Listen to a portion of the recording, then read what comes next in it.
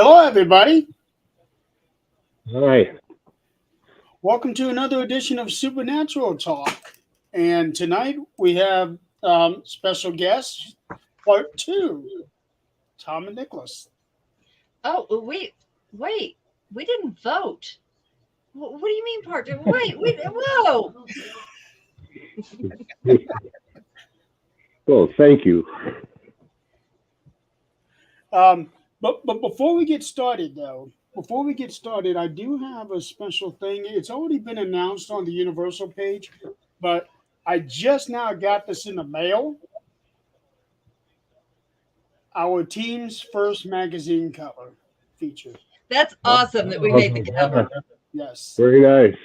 Yeah, on the American Paranormal Magazine, the Indiana edition, and it's available right now online at paranormalzing.com. And yeah, I am immensely proud of this, and several of our team members are featured into this. Not everybody, but we do have bios of several people and talking about all kinds of different things that we're involved in. The podcast is Paranormal Giving Tree and things like that. Is that something that's going to be going out by state? Certain states are going to put it out, or That's what they're working on. Several states have their own edition, but not Okay. all 50 of them. And we happen to be the first one for Indiana. terrific. So this is the first Indiana magazine that there is, and we were That's awesome. so we Wonderful. happen to be privileged and honored to be first. Wow. Heck yeah. Maybe Nick could do the Illinois version of it. Possibly, he is featured in here. Oh, terrific. Yeah. Does he know about it, or? Oh yeah. He knows. Oh, it. okay. He All turned it right. on. Yeah. Nick is in here. Adrian's in here. Jennifer Lee, myself, Tim, Crystal, Michael, Tony, Megan, Carey, Zach, Tim and Crystal, Clarissa? Taylor. Is Clarissa in there? Clarissa's in there. Scott Smith is in there, and also Mary Williamson from the Netherlands. Wow. Yeah. We have a very, very close, huge team. Yes, we do. Yes, we do. You can't say that about too many teams, but it doesn't matter what hour of the night, someone can call someone, and even if they don't pick up, leave a message, they're going to get back to them. It's not like, oh yeah, I'll talk to you whenever you have a case. Just go on. Oh, yeah. Yeah. Yeah, I am so lucky to have the kind of team that we've got. Well, who's publishing the book? And I mean, who's printing it and sending it out? It's the American Paranormal Magazine. The only person that I've actually talked to, her name is Kim, but the editing and publishing is by two people, Tim and Louise, and they have 1, 2, 3, 4, 5, 6, 7, 8 featured artists, and then 2 other people writing stories. Terrific. Yeah. I'll have to get one. But you can check it out at paranormalzing.com. I will get their link.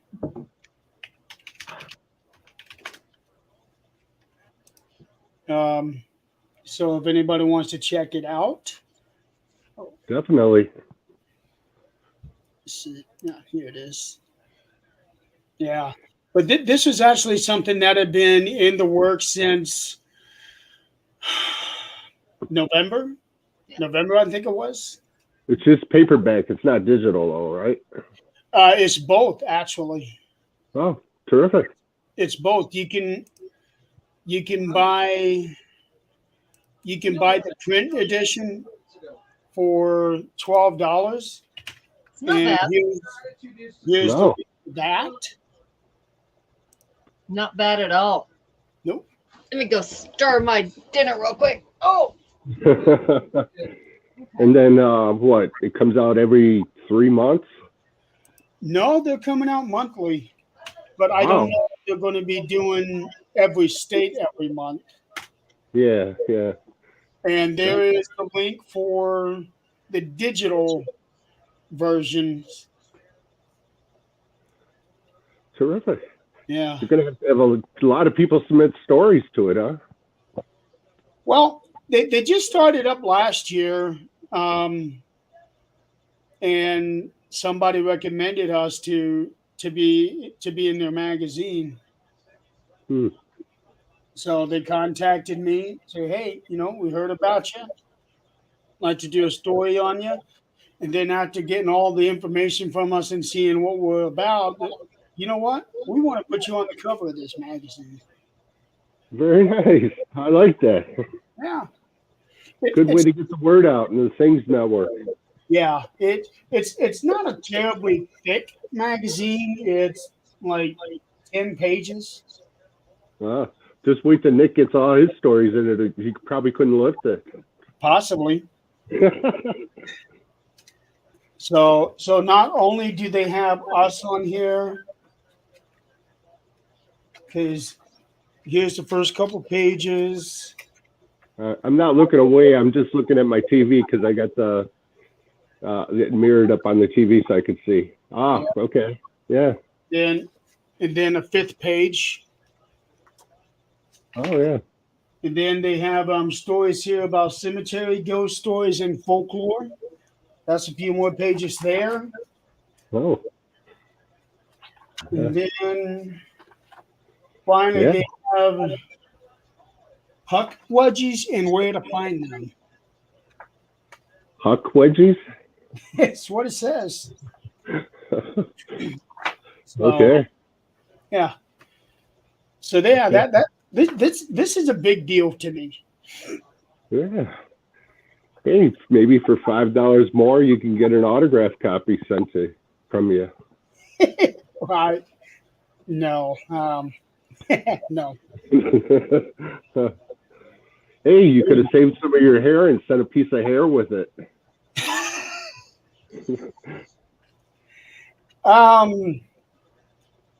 Yeah. It's for charity, right? Hello. Hi. Who's the Facebook user?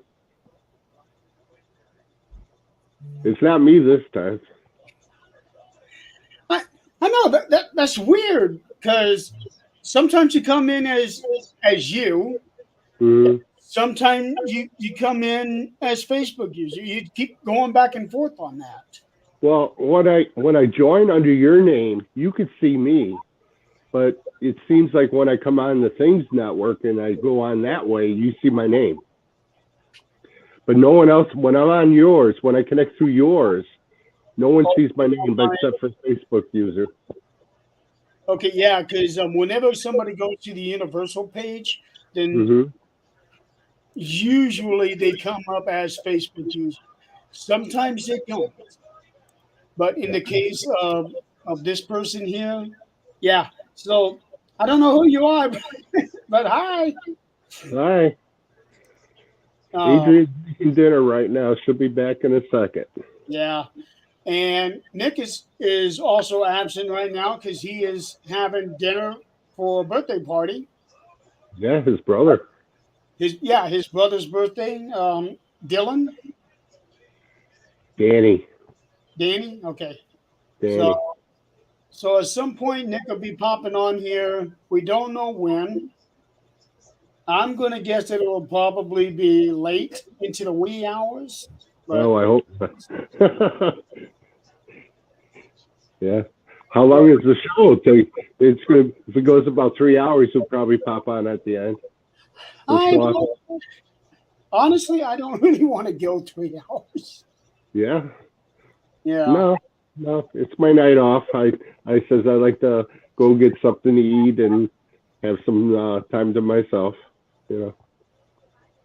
Yeah, and I didn't even have a chance to have dinner. I just ate a couple cookies before we got started because I've been working on a few things here on the computer and just did not take time to eat.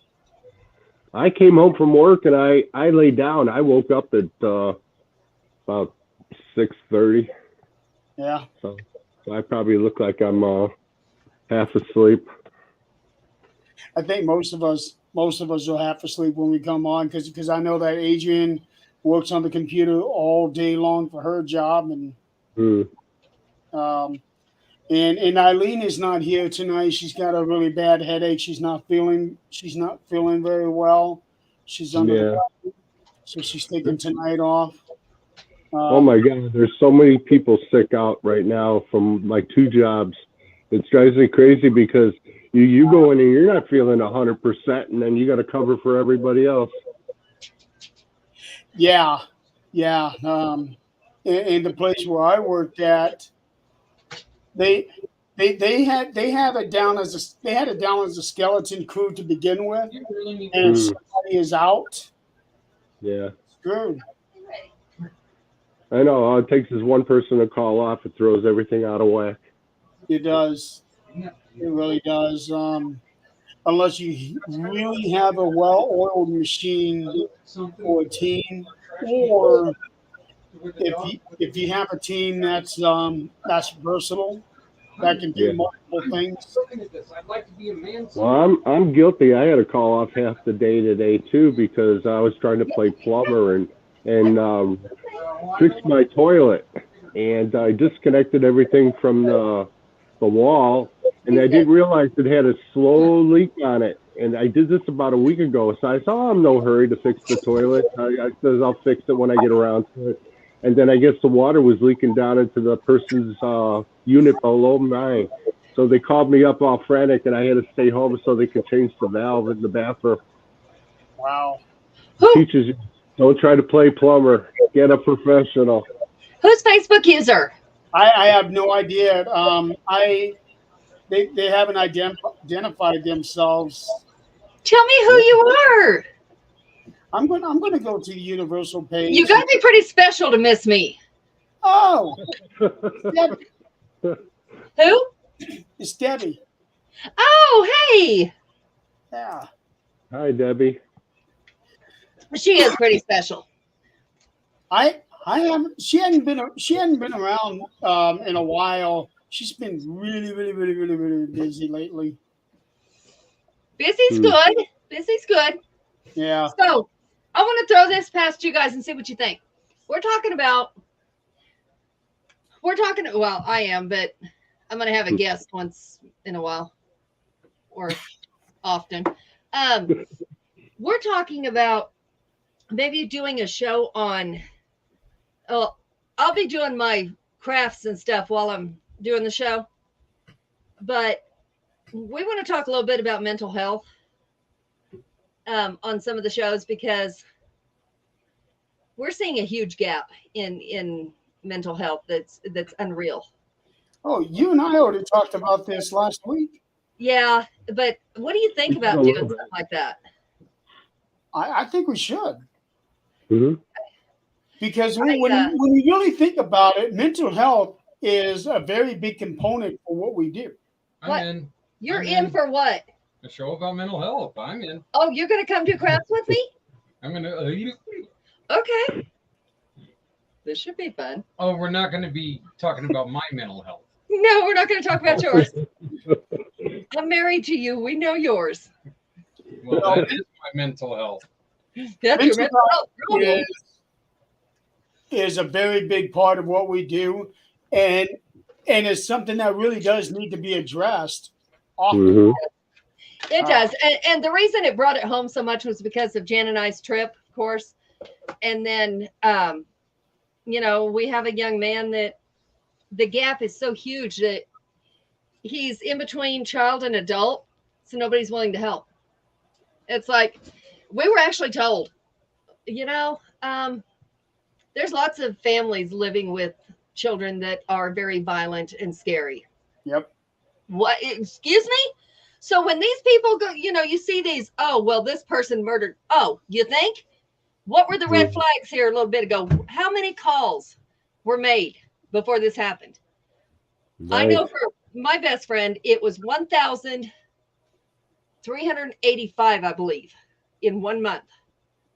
It's not only the violent mental health, it's the depression mental health that's getting a lot of people. They don't talk, and no one wants to talk about it. Yeah.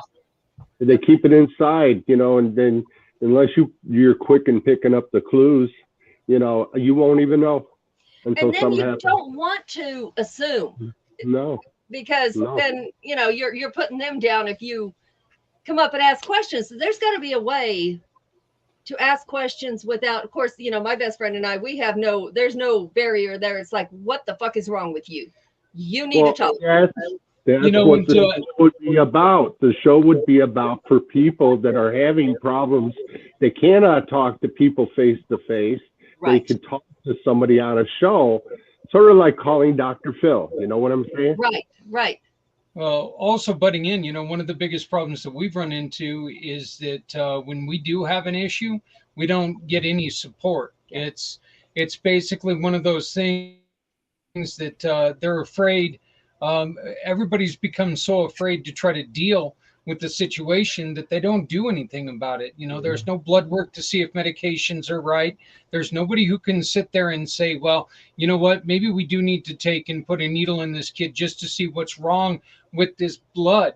If they're giving him a medication that he's having a negative reaction to.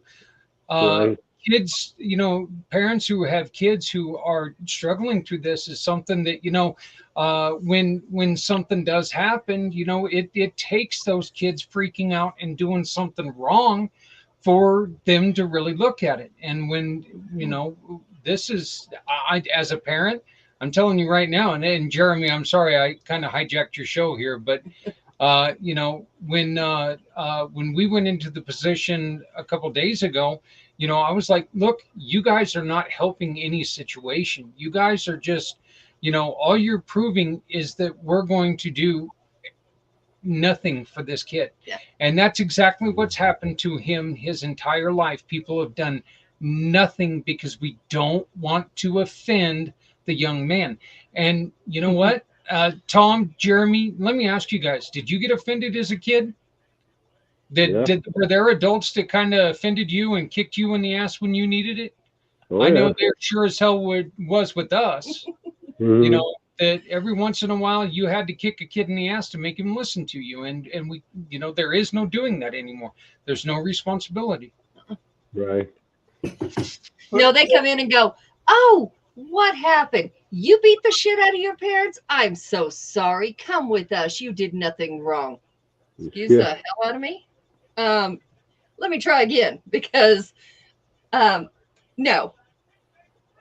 Well, coming from I work at a school for special need kids. I can't talk about the names of the kids, but I could tell you right now, in my classroom alone, I have one kid who's in a hospital, and I got another kid that got hurt real bad, and neither one of them knew how to convey that they were in pain or had a problem until they lashed out. Right. And see, that's, counselors won't even call us back. His therapists won't even call us back. They gave him meds and they're like, yeah, these meds are having an adverse reaction. I promise you they are. I saw him shaking when he first came home, the first day he was taking them. That's an issue. There is a problem. And they're like, no, it's okay. It's okay. It's going to get worse before it gets better. No, if it gets any worse, he's going to kill somebody. Yeah. Hey, Tom, thank you for doing the work that you're doing, man. That takes a special kind of person. It does. My son, our son, is in Japan. He teaches kindergarten to children over there. He teaches English to kindergarten children with special needs. So, and so that can't be easy either. No, and so we do hear those stories. Plus, this developmentally disabled is something that this family has done now for over 30 years.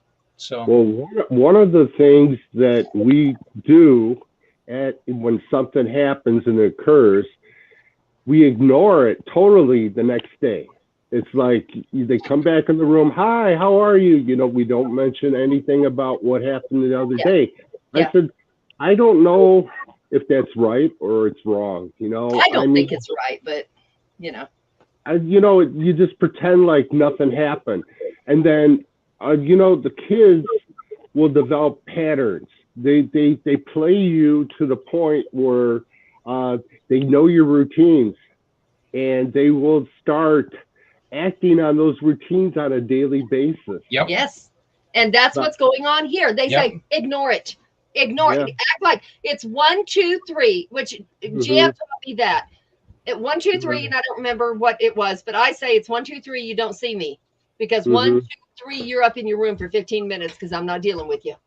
Well, I'm not educated in psychotherapy or anything. I know right from wrong. And sometimes, if a kid comes back into a classroom after having a violent episode the day before, what are you going to tell this kid then the next day? Oh, you were really naughty yesterday. I don't know how to approach that. Honestly, I don't. But I need to pretend like nothing happened. I just pretend like nothing happened. It's a new day. The slate's clean from yesterday, and you go on. That's all. That's what they encourage us. You wouldn't be able to approach the same two different situations the same way. You would have to cater for each one. Right, right. And that's this one. He is so high on the scale. Mm-hmm. Like of course, he's under Nick, but he's very functional and very conniving, very conniving. They know. I think their intelligence are way smarter than what we're giving them credit for. Oh yeah. And absolutely. They know how to find your weaknesses. They know how to play you.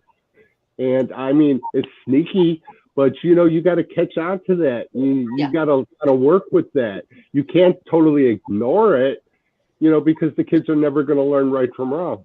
And see, that's it. They tell us, they're supposed to do a 72-hour hold after somebody gets as violent as this was. Right.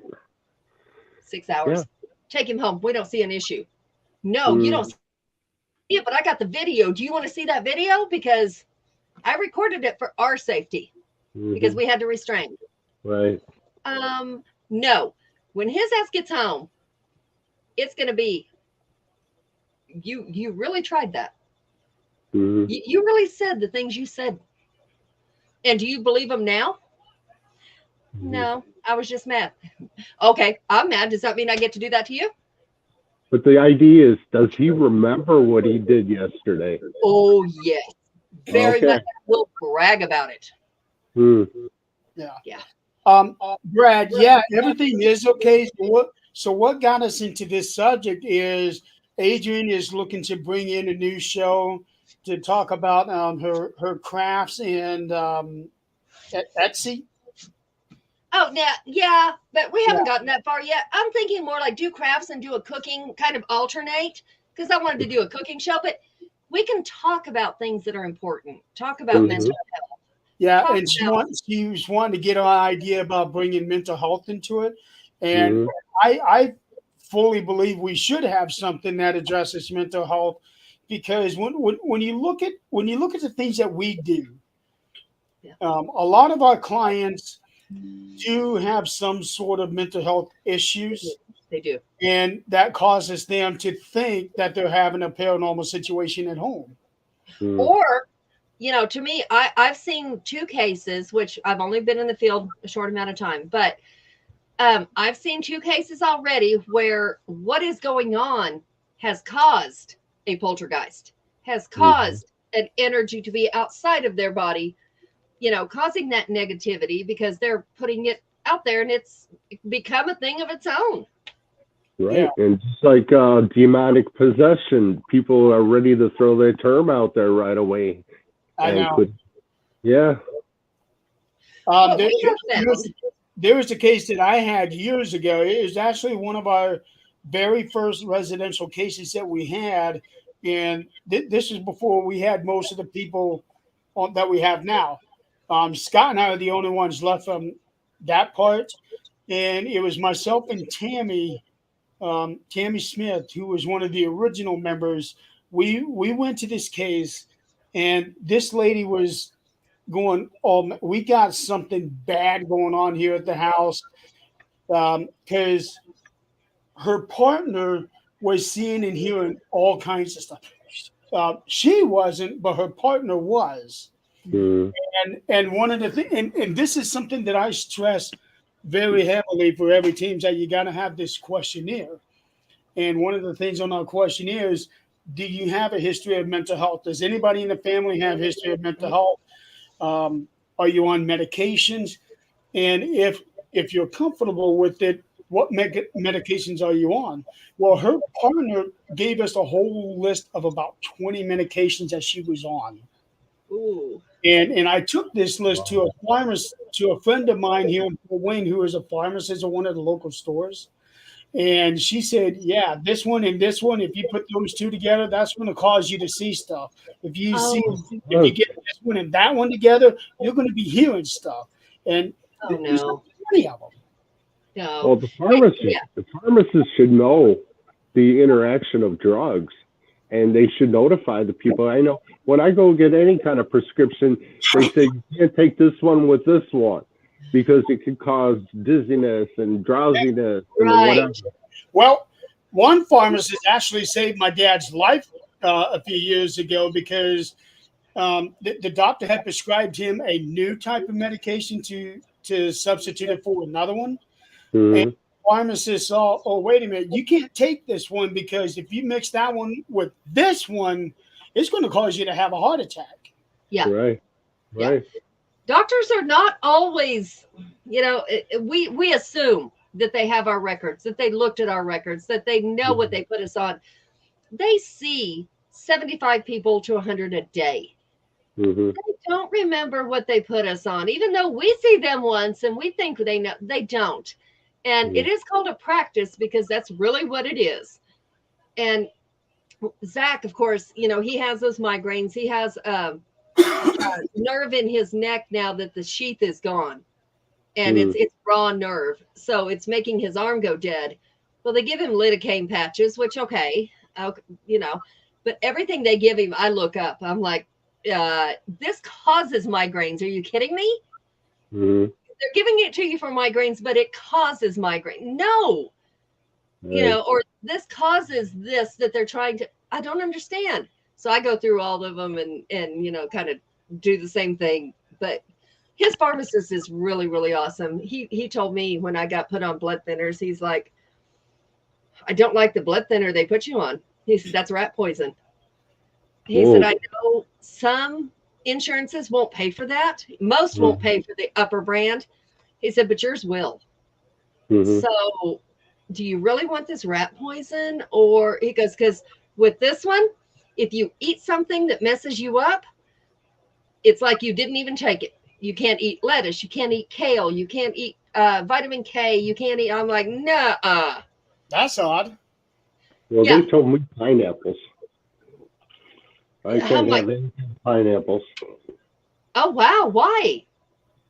I don't know. It's something with the interaction of the medication I'm taking for cholesterol. Oh, okay. Stay away from eating pineapples. It sounds bizarre, but I have not done it. And excuse me 1 second. I was just getting something to drink. Medicine canceling each other out, but I don't really hear very much of food canceling out medicine because 9 times out of 10, you got to take food with these medicines. Hi, Donald. What's that? Well, I think there's something of citric Oh, okay. citrus foods Do right here. that interact with some of the drugs because of the acid in the citrus foods. I don't know. I'm not a doctor. Donald? No, the reason they told me that was because the blood thinners no longer work. And vitamin K, I guess, makes your blood thicker. I couldn't have spinach. I couldn't have organ, like heart, liver, any kind of organ meats, all kinds of things. And I'm like, look, my fat ass likes food. Yeah, I'll go with the other one. I like food. Nick is at a birthday dinner. Today's his brother's birthday, so he's going to be running a bit late tonight, if he shows up at all. It seems like that just happened, the other day. Gosh, we've been together a while now. Yeah. Because I remember last year the same thing. And she's sick. She has a really bad headache. Not feeling good, pounding headache. She'll be all right. She's mean enough. She's like me.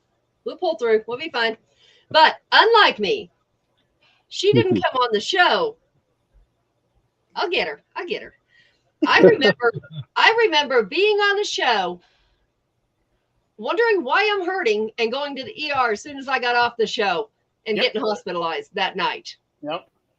Right. I think for Eileen, if she gets a really, really good night's sleep, she'll be feeling a lot better in the morning. She's been running.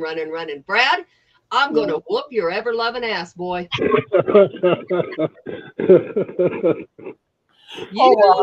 By the way, Adrian, I gave Brad that story as well today. He liked it too.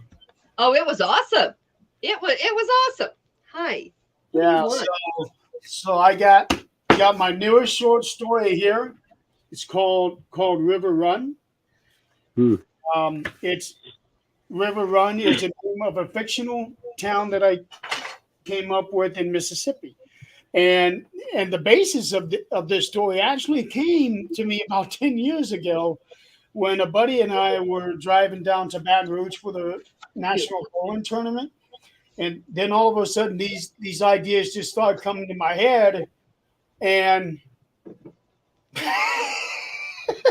you know what, Jeremy? Yeah, I know. I said the same thing. It's got to be a novel. There's got to be a sequel. There's got to be a novel. Well, that ending, that was that.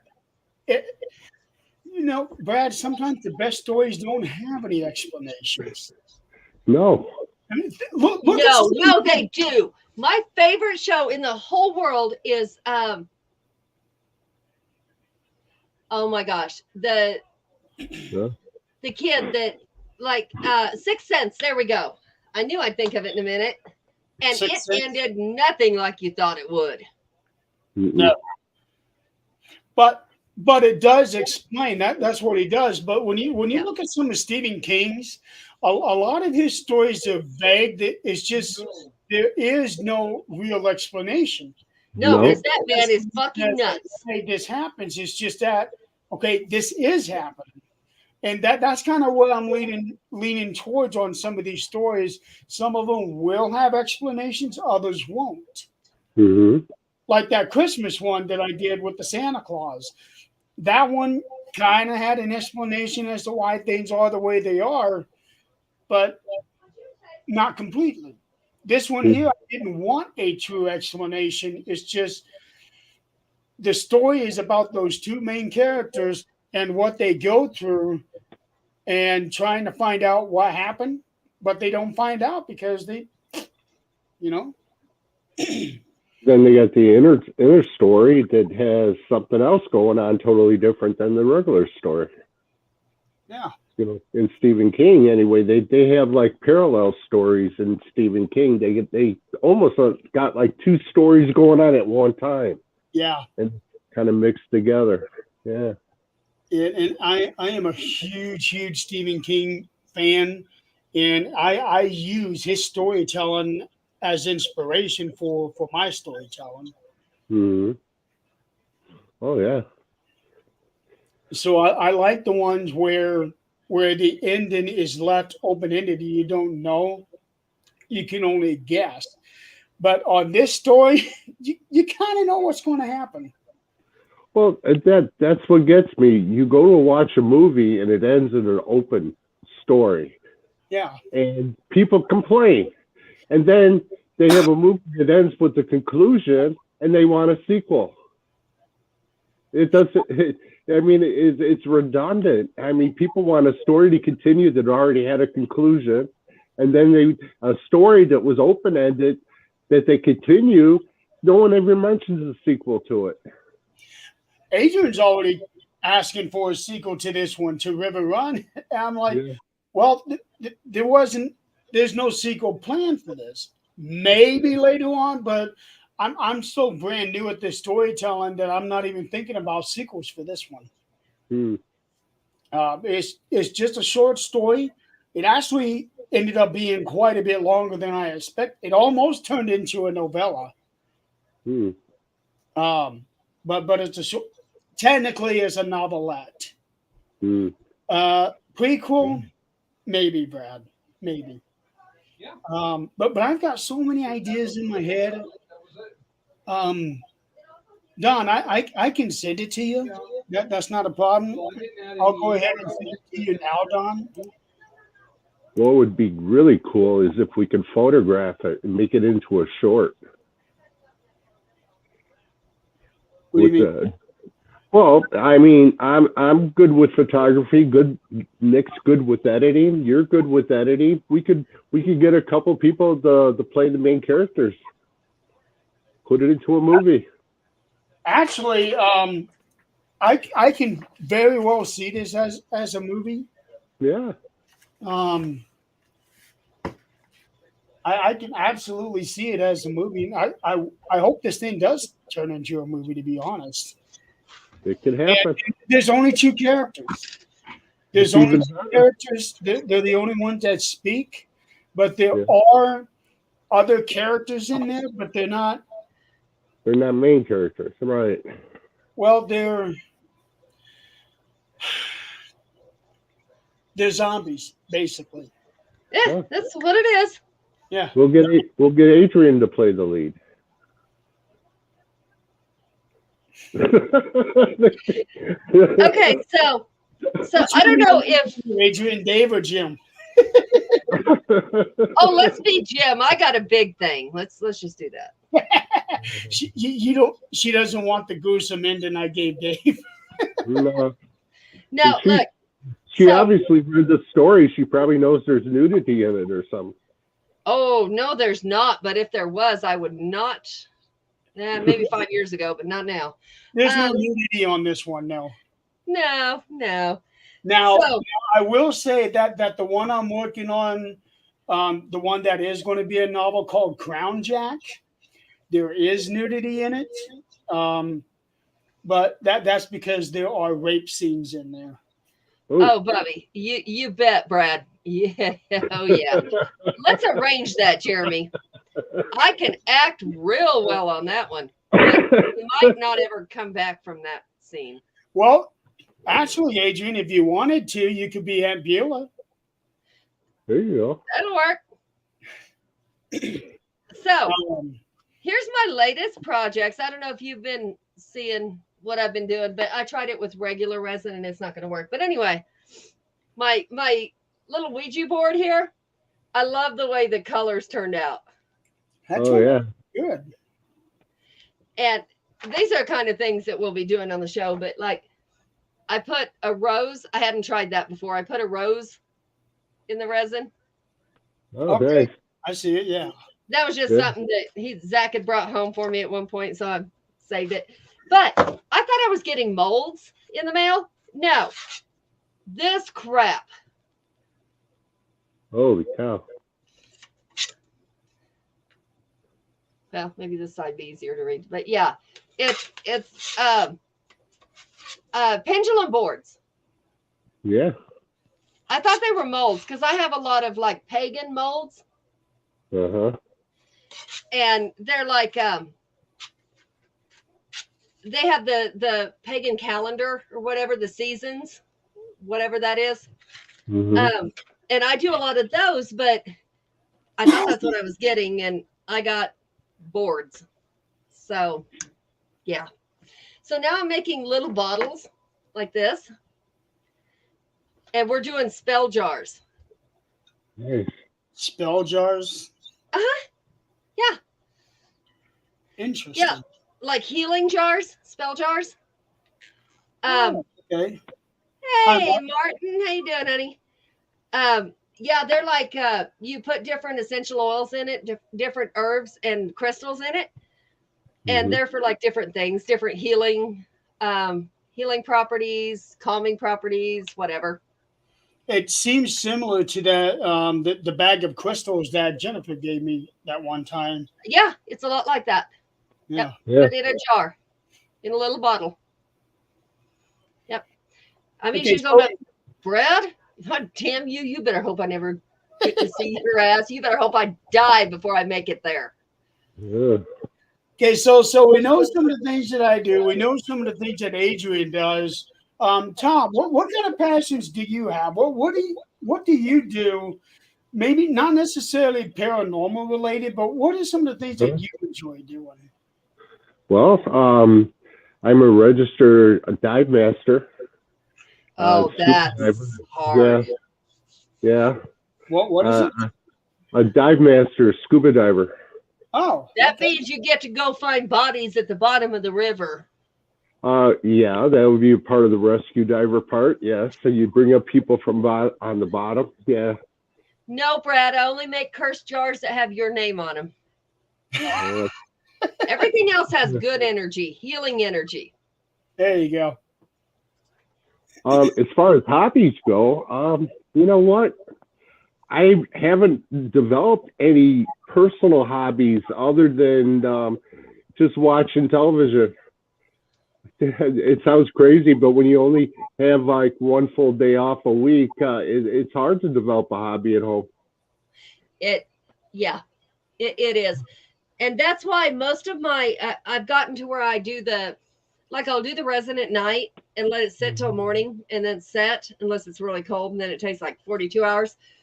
But I do the UV resin where it's instant. It's done. Oh, wow. And I've gotten, here's what you need to get into. I've gotten into wire jewelry, not like just wrapping crystals, which a lot of people do. And it's beautiful. That's overdone.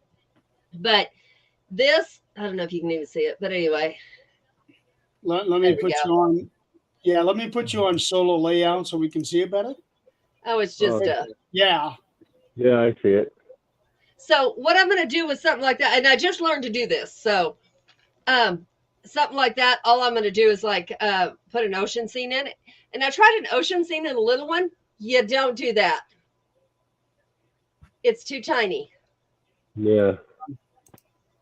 See, it doesn't even look like it's supposed to be an ocean scene. But yeah, it's really you can hard. sit and watch TV and just bend the wire and make jewelry out of it. Yeah, there you go.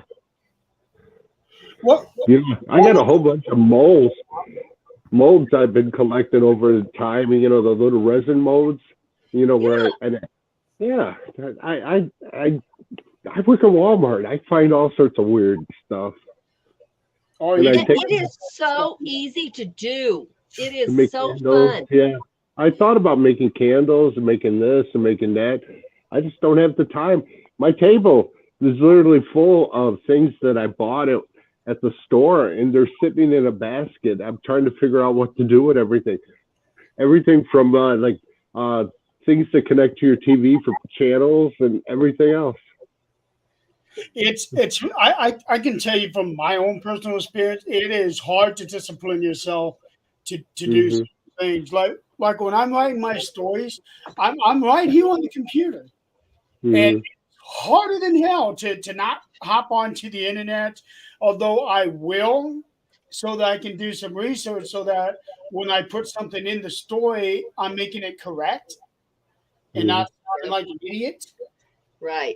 I will do that, but as far as getting on Facebook or looking at YouTube and stuff like that, it's hard to stay off of that and stay off of my phone while I'm doing this. Especially when all of us are messaging you. Yeah. I don't go on my computer at all. I'm only on my phone most of the time, and except I got different applications I use on my computer, but most of the time I'm just on my phone. I work on my computer all day, so we're allowed to like look at YouTube videos, things like that. Of course, we can't get too crazy with like putting our Facebook on there or anything like that, but we can look at YouTube. We can something that's like it's not going to hack our company, but you know, it's I can watch the videos of like the bending jewelry, things like that. I do that. I'll watch videos on resin. Get new ideas, and it takes me probably a gallon of resin before I get it right, because some of the techniques are just unreal. What do you have to heat that up and it turns into a liquid and you pour it in a mold? No, it's already liquid, and it's got the resin that's a little thicker, and then it's got the hardener, which is really thin. You just do half and half, mix it up. And if you want to do like blooming things like that Ouija board is, then you heat it up to 45 Celsius And of course, I watch the UK stuff, so it's 45 Celsius.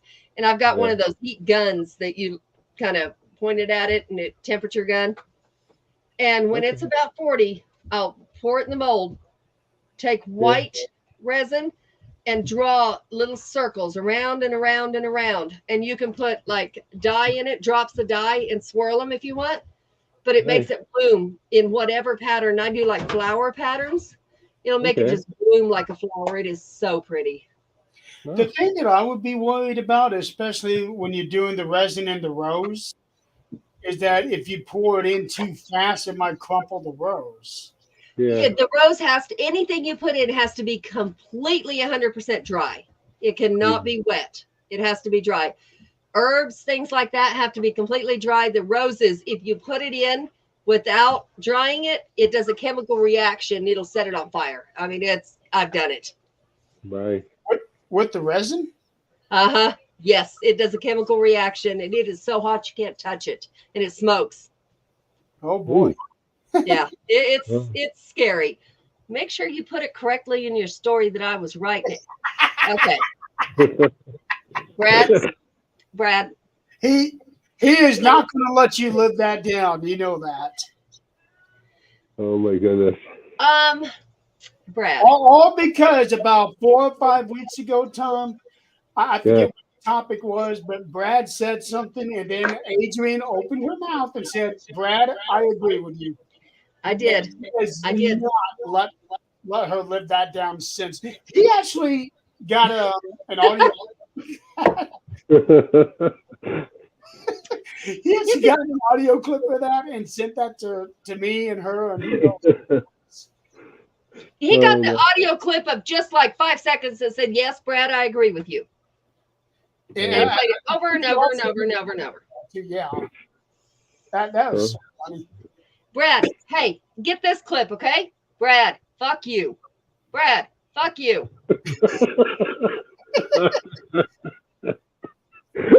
Oh my goodness. Brad, I'm gonna come find your ass. You know where he lives? I do. She's got stress. And my son is coming this weekend. He hasn't gotten to come see me since I lived in Colorado. He lives in Oklahoma. Oh. And we're gonna have to make a little trip. To Oklahoma? No, Indiana. Oh. My son will be my alibi. She's only an hour away from Indiana a week ago. Or 2 weeks ago. I know. That sucks so bad. Oh my gosh, that was so scary. So scary. Last week we heard all about it. Oh, it was awful. She made that trip during a winter storm. Yeah, and we actually had her son, my son, because he's my baby too. They called and they were like, turn around, don't come, turn around. Yeah. I'm like, when they're saying this, it's time to turn around. I'm already freaking out. And she's like, no, he's just saying that because she said it. About that time, we start sliding on the road. She stops her conversation just long enough to pull it out of the slide and starts back again right where she left off. I'm like, no. Well, even if you turn around, where are you going to go? Right back to another motel where the storm is not coming in. There you go. Yeah. One time I went to Central Illinois and they had a bad ice storm, and everybody left the event that I was at, and then they all took off and tried to go back north, and they're sliding off in ditches. I said, I'm not going anywhere. I'm going to the hotel, and that's where I stayed. The next day I went. Yeah, it's scary. No, I don't do snow like that. No. I don't drive in it. I don't do it. I was raised in Kansas. I should know how. No. And I live too long in New Mexico where there's snow, but it melts by morning. Yeah. And so we did end up getting a motel because there was a 58 car pileup ahead of us. They probably charged you double for the room though. They better not have, because I put the review on there that was awful.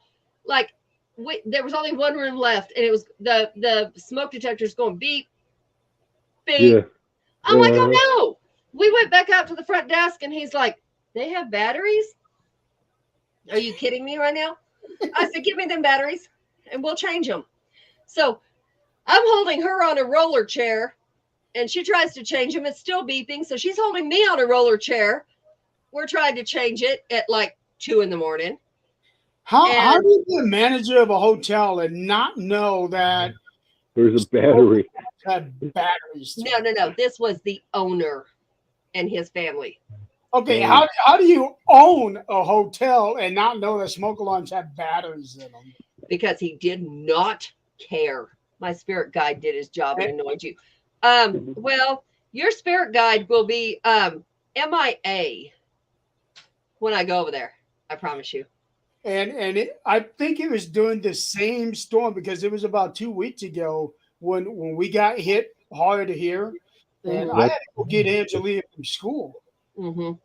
And That's the same one. it was terrible.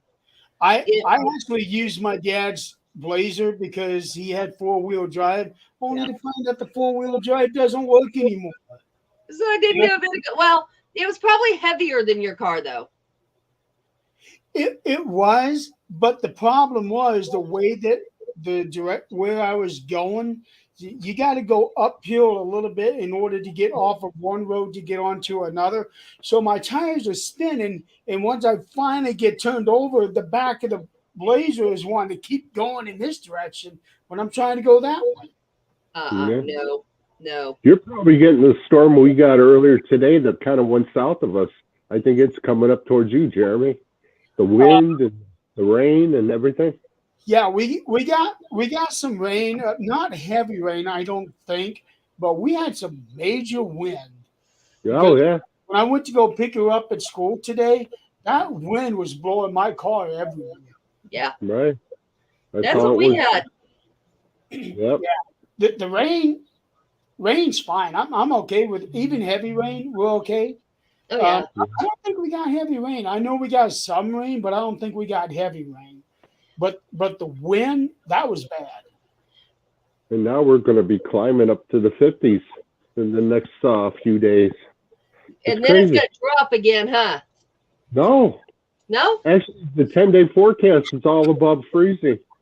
Oh, wow. No, ours, we got this huge alert that talked about, like, I don't know, something in the atmosphere broke and the weather's going to change. Huh? And then all of a sudden I look at this thing and it's like, you know, for Colorado, this is good. It's like 38, 37, 39, 45, 20. What? Yeah. And it's like ice, rain, the next day, snow, 18 degrees. No.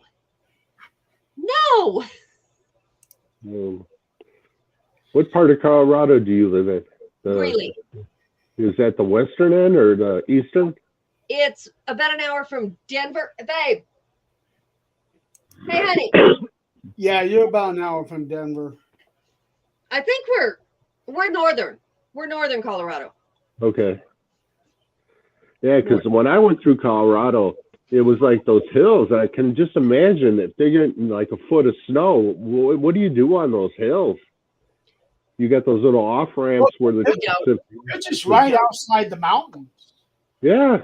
As soon as you get to the very western part of Denver, leaving city limits, you're going right into those mountains.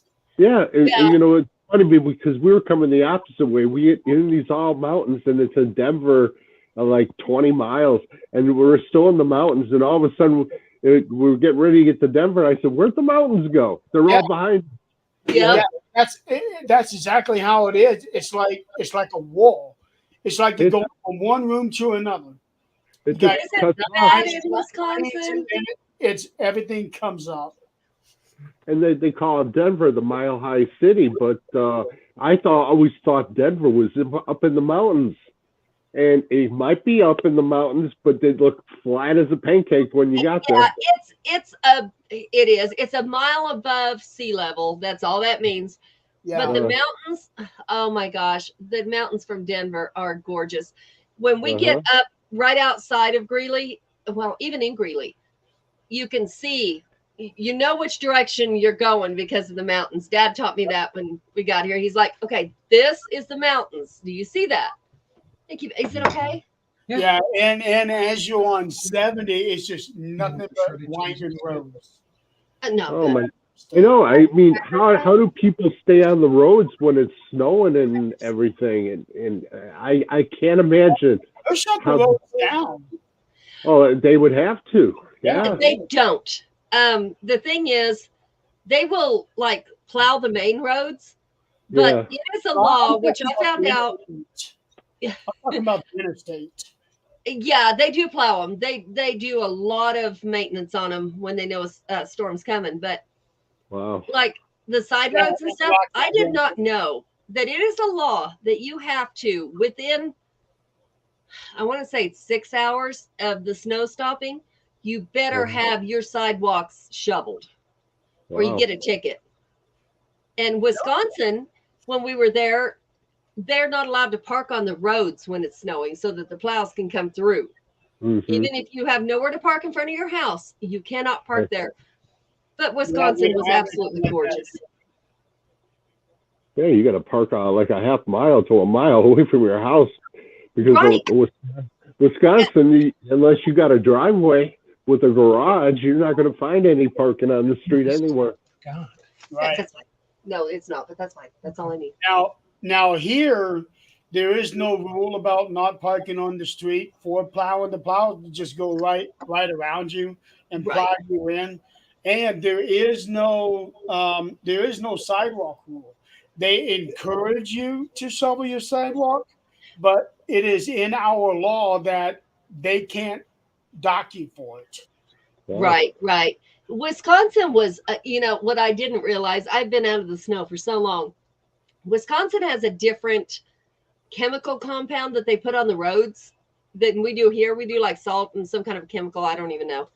But it was so cold when we pulled into the motel in Wisconsin. I went to grab the back hatch and all I did was just like push the snow off of it and let go. That's all I did, just one time. And my fingers were burning like I had frostbite. And I'm like, what the heck is going on? This is not normal. It was the chemical along with the salt, snow that made dry ice. And I just touched dry ice is what I did. Gee. I'm like, no, I'm done. I hadn't heard about that. All I know is we use salt around here. Yeah. 44 Celsius. Yeah. I don't know about that, but I do know. Minus 44 Celsius? Zach was looking up a place here. That's about minus 40 Fahrenheit. There was a place that was negative 90 here in the U.S., up in the mountains somewhere, and people lived there. It was like there was a bunch of people that worked there that were living there. And I think it was yesterday or maybe the day before that it hit that. And I'm like, how are people living? Yeah. Negative 80. It was not okay. I was reading that going, no. Negative 90. Wow. I thought he was lying. I thought, no, you've read something else. But no. Well, I remember years ago that when it actually got negative 20 actual temperature here. Yeah. Yeah. That was what, like in the late 90s. I think it is not a joke. That stuff will hurt people. Yeah. The lowest it got here this year was -4, I think. -4, -5, something like that. I think when that hit that low temperature, I think we were like close to negative 37 degrees here in Chicago. No. And I could not get my place above 60. Yeah. It was freezing. Well, I got a bad patio door anyway. It's got cracks. I could feel drafts coming through, especially when it's windy. Yeah. Oh, my back door. I have lived here for almost 8 years, and this is the first time this has happened. This is how strong the wind was, but it was actually blowing the snow through The my crack. yeah, Yeah. that has never happened. Sure, there's a little bit of a draft, but it's never been an issue. But You know this what? year, I actually had snow in my back foyer. Wow. So, so what I did is I took painter's tape and went all up and down the edge of that door, and it stopped it right then and there. It even stopped the draft. So I just left it there. Mm-hmm. Well, you take the plastic and Yeah. they sell those plastic sheets that you could tape up around your doors. Yeah, it works a little bit. You could still, and it flaps. So all you can hear is psh, psh, psh, psh, psh, psh. Yeah, I just put like 3 or 4 strips of tape all the way up and down to get that thickness to try to close in that gap. Mm-hmm. Yeah. It did the trick. Yeah. Very cheap. Yeah. Well, this weekend's supposed to be a nice weekend. Is anything planning? Anything? I mean, is there any events going on? Not that I know of. Yeah, it would be probably the best weekend of February if you had to take a drive somewhere, and there's absolutely nothing going on. The only Well, thing Nick- that I got going on next week is it's actually surgery for Angelia. It's considered surgery because they have to put her out, but they're going to be going in and cleaning her teeth and Yeah, dental Yeah. stuff. Yeah, but in order to do that, because of how she is, they have to put her under in order to do the work safely.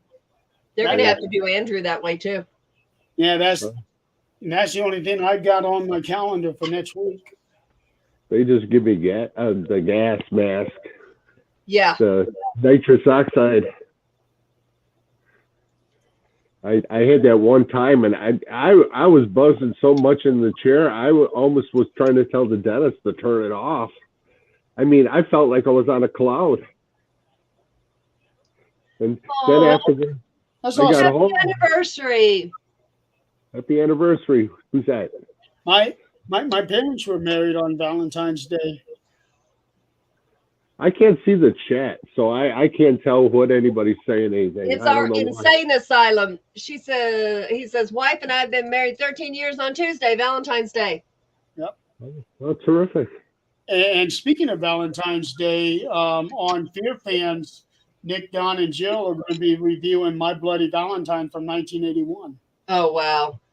Yeah. Well, that's an annual tradition at Nick's house, and I think we're going to do it Saturday. That's what we're doing Saturday.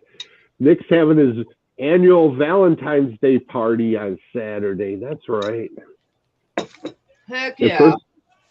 At first, I thought I was going to a christening party for my nephew, but unfortunately, I wasn't invited. They just wanted the immediate family. My mother and father are going, but none of my brothers are going, so I'm not going. So I don't know.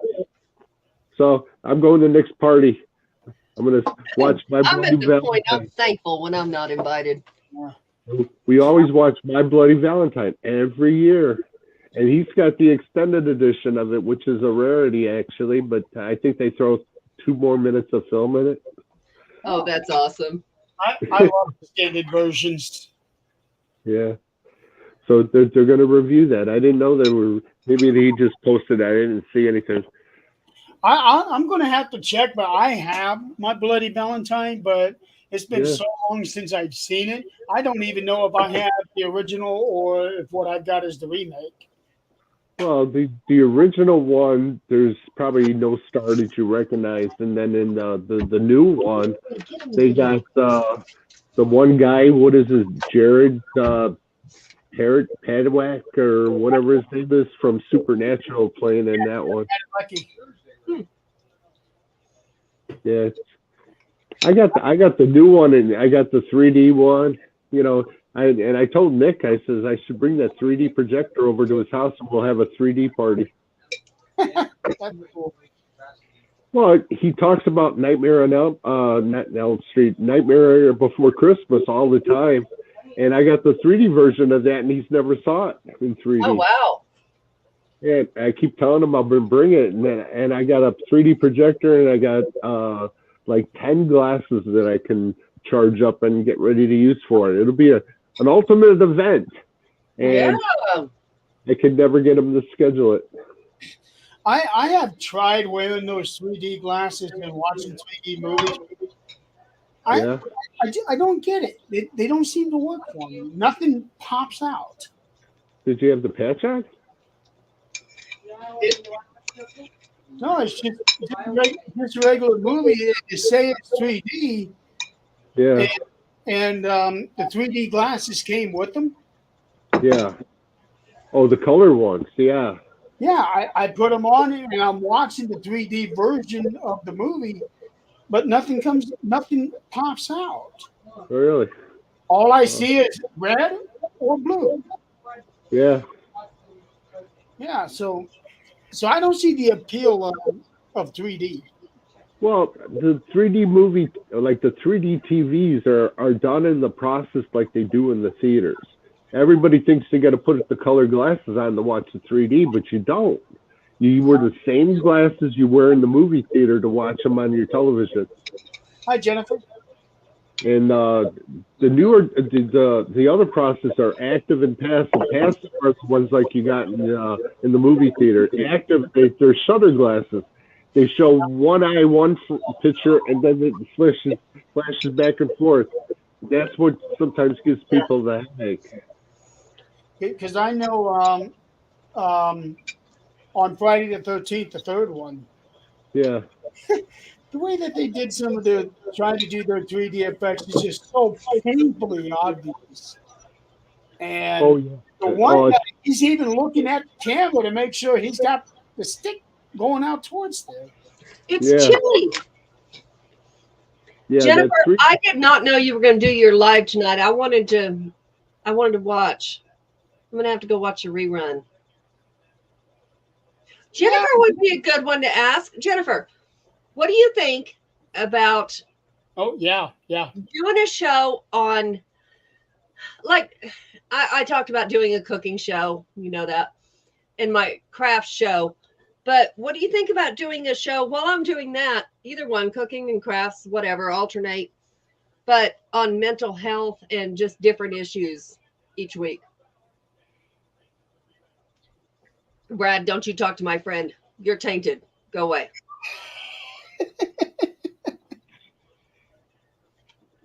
You're See? mean. Now, do you get the chat on StreamYard, or is it on a different page on It's on StreamYard? StreamYard. It's I hit the comments. Are you on your phone, Tom, or are you on your laptop? I'm on my phone. Oh, Okay, that's why you can't see it. I can't see anybody chatting, so I don't know if they're talking good or bad about me. no, Brad is just tainted. Well, Yeah, the only bad talking that there is Brad to Adrian. oh, gotcha. And he's going to be the next missing persons case, I promise you. He's going to be. Either me or his ex-wife are going to get him. Yeah, Yeah. Brad. We may do it together. End up on milk cartons and scotch bottles. I think they were married in a past life. I think we got divorced in a past life. Could be. Yes. But he's still current. The soul knows. There you go. And he's going to record this and play it I'll repeatedly. find you, Brad. But he is actually a really awesome guy. I just love picking on him because I'm going to kick his ass. Yeah, it's going to be a party when everybody gets together. Mm-hmm. Oh, yeah. It's going to be a sock and soap party. It's going to be something. Mm-hmm. Yeah. I see. I don't know. Jennifer, you're not allowed. Well, you'll find him, but he'll be dead. Here we are, an hour and 15 minutes into the show, and still no Nick. Yeah, I was thinking the exact same thing. I was saying, Boy. I bet he's sitting there watching us. No, I Hi, bet Nick. Hi, Nick. Come on down, Nick. I'm going to guess that he's not going to be able to get onto the show. Oh, you never know what. You know, Mm. because sometimes he needs to have a night off. Oh, that's true. And he actually called me yesterday because Facebook crashed. Mhm. That was Uh, bad. Facebook crashed, and he was down for 30 minutes. uh-huh. And I never would have noticed it because I was writing. And he called me. I didn't He know was like, either. yeah, and what the problem was is that with his show, he was trying to set up StreamYard for the destinations, and none of the Facebook things um, would connect for him. So he was calling me to, hey, I got this problem. I don't know if it's StreamYard. So I went looking through, and it turns out that Facebook had gone down. Wow. And he said he even tried sending a message to me through Messenger, but it wasn't going through. But that had actually gone through. I got his message on Messenger right before he called me. So Yeah. somehow Messenger worked, even though Facebook was completely down. I didn't. I actually looked for the Nick files yesterday, and I didn't see it. Then I saw Don and him on a show. I don't know if it was a rerun or what. I honestly don't get to see all the posts, see if it's a new show or a rerun show. That would have been on Tuesday. Tuesday, yeah. Yeah. But yesterday when he was trying to do the Nick files, nothing was set up for him for StreamYard. And I was like, you know what, Nick? Don't even worry about it. Just take the night off. Relax. Yeah. The rest of it looks really good. Yeah. Turn the heater off. And I find it funny because a lot of people, And you turn it off. when something happens to Facebook, Everything else looks really good. because Facebook is down. I love it. We heard every bit of that conversation. You know that. Oh, you're lucky there wasn't any other words in it. Whew. We're getting better. We're getting better. I personally enjoy it when Facebook crashes. Wow. What? And here's why. Everything goes nuts. Brad, I'll hurt you. Because I don't live on Facebook like a lot of other people do. Yeah. Well, Nick is on all the time. He always shows active on Facebook. No, it doesn't matter if it's in the middle of the night. He's showing that he was active like 10 minutes ago. So I don't know if he wakes up and checks his phone and puts it down. That happens with a lot of people. And I've even seen that on my phone. I have been on my phone all day, and people would say, yeah, I saw you active on Facebook. But you're really not. Yeah, that happened when you were in the hospital. You were supposed to be having surgery, and I'm like, who is on his phone? Who the hell is on his phone? Yeah. Yeah. You never were. Nobody was on your phone either. But, yeah, so you can't trust that active status on Messenger because chances are they're not actually on there. Zach got in a lot of trouble over that when we were dating. Yeah. Well, Oh, you if can you don't take close that totally the app and off just anyway. minimize it, it shows you as active. Minimize it. We're on a phone, Brad. We're in the real world. You don't minimize it. Yeah. Never mind. I don't want to know what world. This is an advantage that I have that I thoroughly love because when I get into my writing, I can turn the volume off completely on my phone, and then I take my hearing aids out. I don't give shit, and I'm typing. Yeah. So if somebody's trying to call me, straight to voicemail. Yeah, see, I don't. I actually do what? Boy, you better watch yourself. That depends on who he's talking about, me or you. Granny's done whooped somebody's ass once. I will do it again. I will put it on video again. Don't think I won't. I tried reading at night, but then I'd fall asleep reading. But that's good. That's relaxing. I know. That's what reading's supposed to do to you. But I mean, I get a book. I order a book from somebody that I seen on one of the shows and stuff, and I order their book. Then I go to start to read it, and I fall asleep every time I go to read it.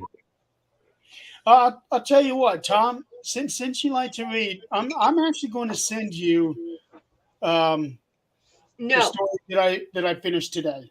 send him that first one. That was just amazing. And then send him this one. The first one. His first short story. Okay. Which one did I send you first? I forget. Let me see. Would it be the one about the homeless guy? That one? Okay. I'll Alright. send that one to you. I Okay. love that story. Basically, I wrote a story on why you don't pick up homeless people on the corners. Oh. And I always do. Oh no. After that story, she won't do it anymore. Mm-mm. Not here. Mm-mm. Says I got it. Yeah, I sent it to you. Yeah. I'll It's look at it. about 30 pages, I think. Okay. I Roughly. could probably get that done tonight. Yeah. Well, 30 manuscript pages. Yeah. In actuality, in published format, it would be more like about 45, I think. Okay. But the way that it is that immediately from the beginning you send something and it just builds and builds and builds and builds until boom, right there towards the end. Mm-hmm. Yeah. Well, maybe you could publish it in one of your magazines. But that's the whole intention. I'm writing these stories because I want to make a living as a writer. Yeah. Well, good for you. Yeah. You know, do a teaser. Put like the first paragraph in one of the magazines, and then get magazine 2 for the second chapter. Stuff like that. Well, It could be like a serial. You know we're not going to stop. You're going to have to do more. Yeah. yeah, I'm right now. I'm going to be tomorrow. I'm going to get back into one of the other books that I am writing. I don't know if it's going to be Millionaires Club or Crown Jack. One of the maybe Smile. Yeah. But I do need to get back into the actual novels that I'm writing and step away from the short stories because I need to get those written because those are going to be the big money makers. Oh yeah. Short stories will work unless I get a bunch of them together in a collection and then sell it. But I need to have enough of them to put together. Yeah. You get the story, do the audiobook, and then publish it. Yeah. If I was going to do audio, I know I'm definitely going to have Nick do them, but I don't know if Nick would want to do these kind of stories. Yeah, due to the graphic nature of some of them. Nick will turn all red. I know that name. Does anybody else know the name Thomas Crowley? Is he a character? No. Yeah, that's right. That's right. Oh, we're going to make it interesting. You fucked with an old lady that you shouldn't have fucked with, and she kicked your ass, and you died. End of story. I right now. I thought so too. Here lies Brad Webb. He said Adrian agreed with him one too many times. That's it. That's it. He fucked with a bitch he called old too many times. Thomas Crowley. I know I've heard the name Crowley many times before. Yeah. Is he on Facebook? Mm-hmm. Let me check my friend list. He sent me a friend's request earlier, and I accepted because I thought I knew the name somewhere, but we don't have a lot of friends in common. Oh. Hey, I can do what I want. You cannot. Oh, I do have him as a friend on Facebook. Okay, then maybe that's where he got me. I'm not sure. I mean, I didn't see anything in his profile that was awful. He seemed like a good guy. He's a recent friend of mine. Okay. Yeah. Okay. And I accepted because they were mutual friends. Yeah, I saw he was in the paranormal. I don't know. He says he's based in Delaware. Yeah, which kind of I'm like, I don't know anybody there, but it's Yeah, always good to make new friends. I didn't know anybody lived in Delaware. he hadn't Yeah. seen anything, so I'm guessing he's all right. So it's just probably one of those guys that's looking to make connections. And that's perfectly fine. I welcome those people. Yeah. Unless they bombard your messenger with their personal stuff. Oh and you, no. and you haven't even talked to them one time as a regular conversation, and they're just sending you all these links to their stuff all the time. You know, I don't mind the links to their stuff. I will go check it out. I have no problem with that. I have no problem with telling me their life story. I'm used to that. Yeah. I'm not, I have no problem with asking for a reading. I don't charge for it, so I have no problem with that. What I have a problem with is, hey, I see you're married. Are you happily married? You want to see my dick? Yeah. No. That's a no. huge problem. And so I made a page, and it's all the pictures I've received of their thing. Oh my God. And when I find their wives, I tag them on that page and invite them. And they get to see their thing. Yeah. They would know better than anybody if it's theirs or not. Oh. Or if I'm at work and don't have time for all that bullshit, I have a nice picture of one that I'll just send to them. Say, you want to see mine? Joe, I hope you get to feeling better. He's in bed. Yeah, he's waiting on medicines. Sorry, I'm trying to pay. Oh. Yeah. Where are you hurting? Probably all over. What happened? Oh gosh, dude. Well, I'm gonna tell you what. I got some home remedies for a whole lot of stuff to get you by till they get there. And no, they're not witchcraft stuff. They're just home remedies. That's all. Send him those healing jars. Yeah, that's more witchcraft stuff. Ah. Now, Brad, he's gonna get one in the mail.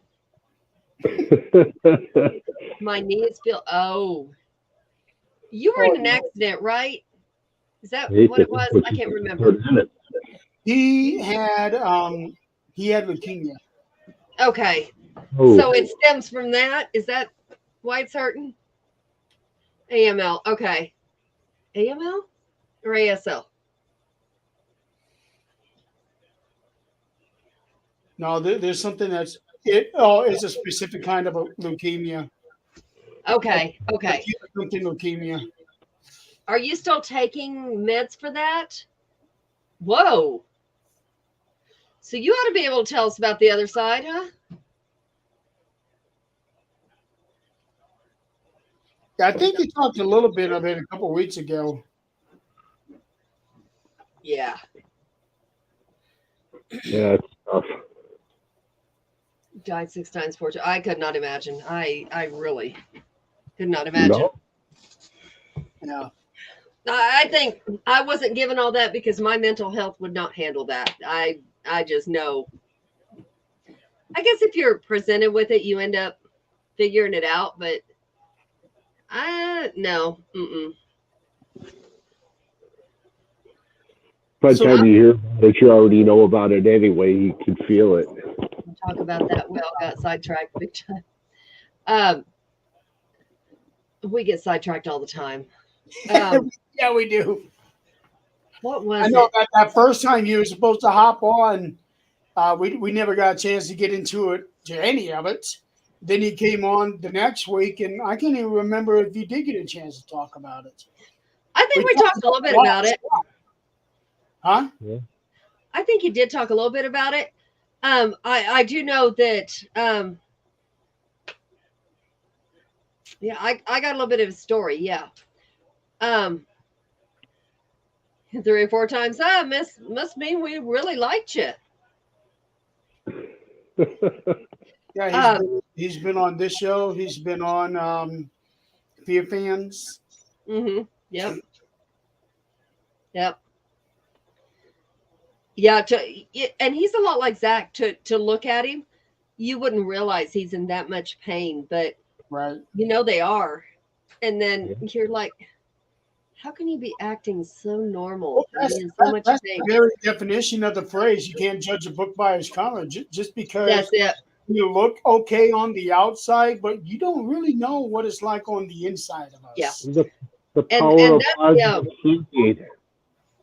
Yeah, he'll laugh and joke and play no matter what because he deals with it 24/7. This is a normal life for him. Yeah. That's power of positive thinking. Yeah. Nick and I sat online after the show. He co-hosted for. Yeah. Nick is really good at that. Yeah. I think it was last week. Nick helped Joe with this show because his co-host wasn't able to make it. Yeah. Nick is awesome for a lot of things. Yeah. He helps out a lot of people. He does. He's a good kid. And And that's why every time he does something really good, I show our kid, look, you can do this. Do you see this? You can do this. Yep. Mark Nick went is down. always... Oh, nope, no comment. Nope, nope. Oh, and I also want to say now that it's been posted a couple of days ago, for those who don't know, Tim and Crystal, part of things, they just had their first grandbaby earlier this week. I did not know. You didn't? No. Yeah, they their first grandson down in North Carolina. So their daughter had a baby. Yes. Yeah. Oh my gosh. Yeah. I remember when she got married. Not the one that's a part of our team. The other one. Right. The one that got married moved away with her military husband. Yes. Yep. They just had their baby Sunday. I don't get to see a lot of things unless it's like somebody posts a lot. I don't get to see them. Yeah. I was lucky to even get to see Scott's grandbaby before it was 2 months old. I'm going to be a grandpa again in about 7 months. My son called me. Oh, my goodness. Our memory's the first to go. Oh, Brad. Yep, it is. Brad, honey, your memory's not going to be the first to go. It's going to be your life. Well, not when you meet Adrian, yeah. Yeah, it's going to be your life. That's like 8 grandkids going to be. Oh, I have 6. Working on number 7, and she don't want it. So maybe we won't have number 7, but Daddy wants number 7. Mama says no. Ah. Have you never met Brad? No, I have not. Or he would not be living to post this shit. Great grandma? No, motherfucker, I'm not. But boy, tell me a great grandma that can still do the splits, run after your ass, kick your ass, and then still drink you under the table. Oh my goodness. Me, I will never have grandchildren because I've only got one child. And she won't be, there's no way that she'd be able to have babies. That's okay. I'll share stories with you about mine. You won't miss a thing. Oh, I can just about imagine you got some fun stories. My daughter's 10 times worse than I am. So, yeah. Oh, my goodness. Oh, yeah. And she found out recently she's an empath, which I never shared any of this with her because I did not do this till they were gone. And she was like, Mom, why do I take on other people? Why are my emotions just keep running through the mill while I'm at work? Oh, why does that happen? She said, I don't know. She said, but I take on everybody else's emotions. I said, oh, do you now? I said, so here's a crystal. Wear it, cleanse it, and have fun. She says, I don't understand. So I told her what it was. My other daughter, the youngest one, she says, Mom, I think my house is haunted. I said, oh, okay. I dismissed the whole thing. Like, whatever, kid. Because they've never been into any of this. Brad, she would have a ball with Kenna. We would both whoop your ass, dude. Yeah, she would help you. But she sent me this video, and it was actually so cool because she's got like things hanging up like on screws under the cabinets. She runs a daycare, so everything's got to be up. And she had mixing cups, or like, well, they're mixing cups, but they're like the, 1 cup, half cup, 3/4 cup, whatever. They were all together. And she's got spoons sitting next to them. The cups are doing this. Nothing else is moving. And she goes, Mom, I've been watching this for about 5 minutes before I started this video. And it's still going just like somebody's doing it. And she said, it did not stop till I walked over and stopped it. Come to find out, there was a little girl, 5 years old, that passed away in my grandbaby's bedroom. They sold the house because the little girl died of cancer, and she died at home. Wow. And I was like, well, do you know the little girl's name or anything? She goes, as a matter of fact, we got a card from somebody who didn't know she had passed away. It was a birthday card. And it was on her birthday that was swinging like that. And she's always told me, she said, Mom, Kinsley, which is the baby, she says she looks up at the ceiling and just reaches and talks and coos at somebody. I said, well, babies do that. Just don't worry about that. Well, she turned over a year old and she's still looking up, talking, bye-bye. I'm like, well, don't discourage her. Leave her alone. If she's made friends, leave her alone. Just don't question it. Don't say nothing. If she comes and tells you about it, you tell her, oh, that's nice. Go play a game with her. I said, do not discourage her. So we'll see. Oh, dog, you stink. My God. Tom, do you have any kids? None that I know of. That's the key word. I can sell tickets for the event when you know what? Well, if somebody would have sold tickets when I went to the bar in Kansas, somebody'd be rich. Yeah. Well, there was a rumor going around that when I was 17, there might have been a birth and a boy, but they didn't tell me about it. She never confessed to me, and I moved away to Ohio right after that. And 10 years later, I still didn't hear anything about it. So if I do, that little boy would be in his 40s something now. Oh my gosh. Wow. Yeah.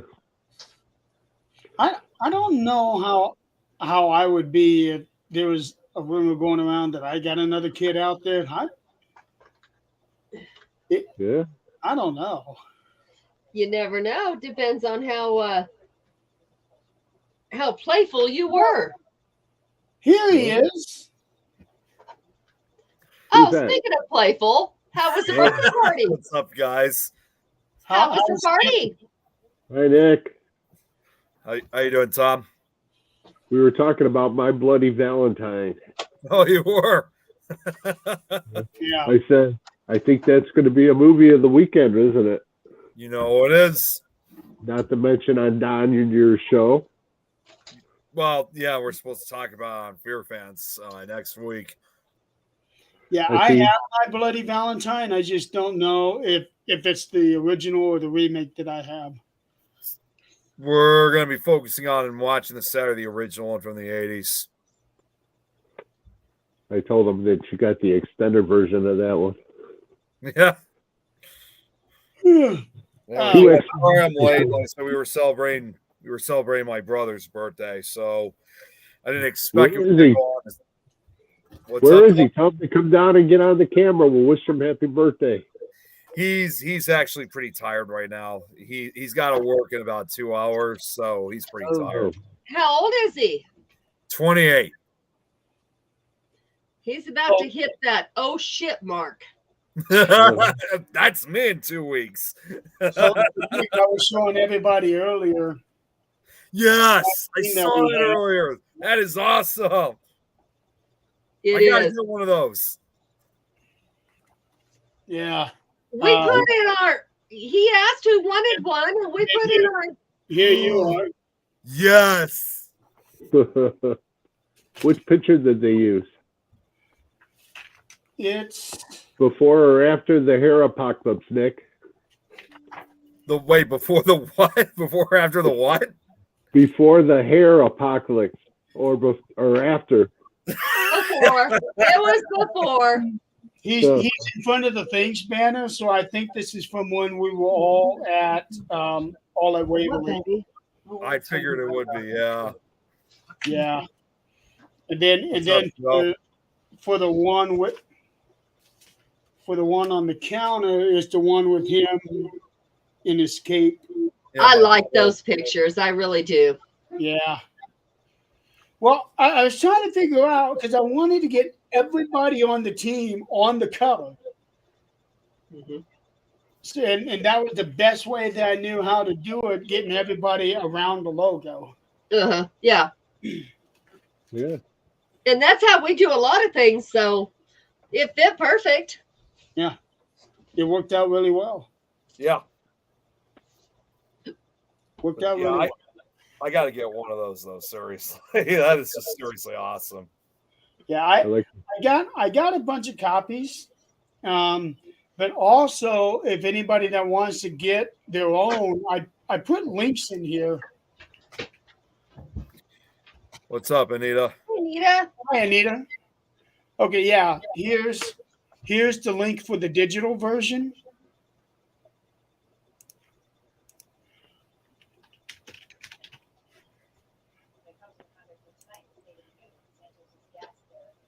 Why? I don't know what Anita's just saying. Why? I think that was a mistype. I'm sure it had to been. Yeah, that digital version. Yeah, here it goes. There it goes. Yeah. Oh, you put new hearts up in the background. Yeah, I got some new Valentine decorations for this Saturday. Yeah. I'm actually expecting 1 or 2 more. So there's more to come. This is not all of it yet. I got a decoration I'm gonna bring over. Oh boy. It's kind of reddish and it has a Valentine's theme to it. So okay. You'll see it. And Nick, also today, I finally finished that short story that I've been talking about. It is so cool. This one is My Children of the Corn. Oh, that's awesome. It really is. It's amazing. But yeah, he's gonna have to write some more. Well, I could say this too, Jeremy. That makes 2 of us for finishing something up because a few hours ago, I'm finally done with that presentation that I've been working on. That was seriously one of the toughest I've ever worked on. So it's going to be, it is huge. It's bigger than the Amityville slideshow I have. It's okay, Anita. We know you. We know it was. We'll make you mad. Yes, that's very true. The ending will drive you crazy. It makes you want to call him and go, "What the fuck?" What's the topic? I bet it has something to do with him in it. That's just it. Not every story is going to have a happy ending. No. Look at all my scary stories that I put on your rose-colored glasses and then type. Well, I mean, look at all the scary stories I've got. Most of those, few if any, ever have happy endings to them. Yeah, the one that I did, the ending of that story was that the guy had found that his nose was missing. Yep. Oh my goodness. I think that might be exactly, Anita. Stories should have the ending they need. Do not encourage him. Do not encourage him. Well, she's actually got 2 of my stories. Do not encourage him. They need an ending with a resolution. The novels, they will have a proper ending resolution, but the short stories, they don't have to. Some of them will, but some of them won't have a definitive ending. You can always write it like there'll be 3 stories. Did you read the ending of that last one? She's only got the Christmas. She's got the 2 that were written for Christmas. Oh, okay. Then those are okay. Yeah. I'm looking back at those were kind of open-ended too. Not quite as bad as this one. Well, the one of them, yeah, the one of them does have pretty much of an ending.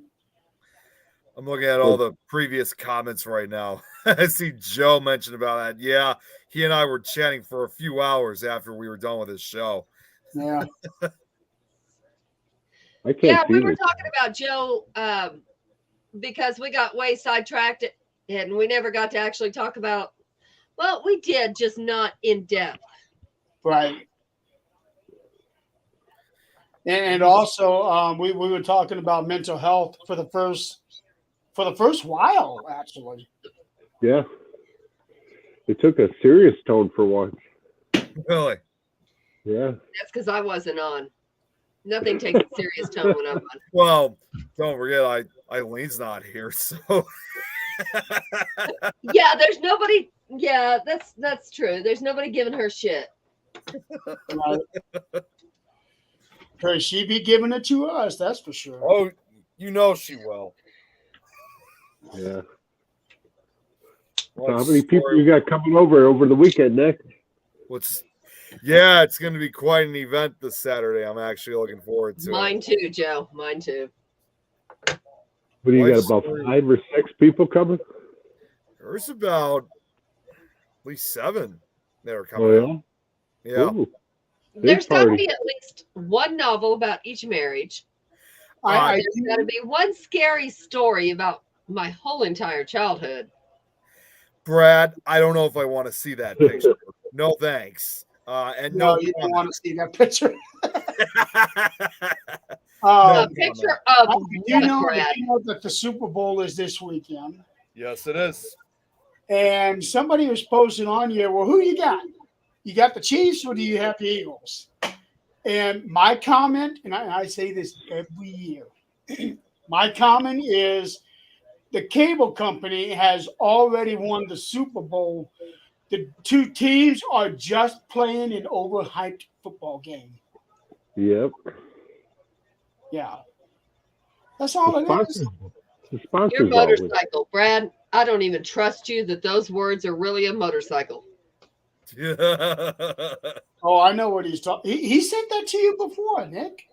Oh, wait, maybe he has. I'm sure he has. He sent it to you on Tuesday, and you weren't expecting it. Brad. Oh my God, Brad. Until I get my yeah, you know what? I don't even have to look because now I remember what it was, the motorcycle. I know exactly. You almost had a heart attack because of that. Yeah. I think you probably would understand why. Basically, what he did is he put a cockroach on a motorcycle and sent it to him. No, it was not. He didn't put that on. That was actually part of a commercial. It was one of the what do you call that? The bug exterminators commercial. Oh my God, it's killing me right now. What do you call it? Orkin. A what? Orkin. That's a bug exterminating company. Orkin? Yeah. The Orkin Man. Yeah. Oh, I remember that. They did a commercial with a damn cockroach in it. Oh, come on up. I got you. Up in a motorcycle. You want regular or medical? I can hook you up. There you go. Ew. What's that? So the motorcycle. So we got that going on Sunday night, and then you're having that watch party on Saturday night. Me? No. Oh, not Lady Valentine. No, I'm not. I didn't plan on making it a watch party. It was actually just Well, getting together. that's what I'm calling it, but you're having people. Oh, I thought you meant like an actual live stream. Oh, no. Yeah, we do something. This has been a tradition that's been going on for years amongst me and my friends. And although my friends have changed over the years, the traditions remain the same. And I always say, we call them holiday movie nights, where we usually will get together, watch a horror film associated with a holiday. Obviously, in this case, we're getting together Saturday, prior to Valentine's Day, because understandably we can't actually get together on the actual holiday. yeah. So is it always My Bloody Valentine, or do you kind of rotate? For a short period, we actually did have some changes. I mean, I think a lot of people just really like My Bloody Valentine. I think that's just that's their favorite. But for a few years, we used to show 2 movies. We would show that, and then we'd show another movie, which was still horror themed, but had more of a love story comedy theme to it. And that was Warm Bodies. Oh yeah, we did watch that, didn't we? Isn't like Jennifer Garner or Fox, somebody on there? Yeah, it's I'm actually looking at. It's been a while since I've seen. Yeah, like Nicholas Hoult. Jennifer's Body is what I'm thinking of. Nicholas Hoult, Teresa Palmer, John Malkovich is in it, to name a few. Which movie was it? Warm Bodies. Oh, okay. John Malkovich was in that? John Malkovich was in it. I don't even remember him in that. He was the guy that ran the Survivor group. Okay. I remember now. What's this one? Joe here just says, need to get you up. Yes, you can show me where the St. Valentine's Day Massacre. Joe, Okay, that's that done. not the one I'm thinking of. Actually, there's nothing there but a open field. No, it's not an open field. It's just an open space because it's in the city area. But there's that's what I mean. It's a lot. It's just an open lot.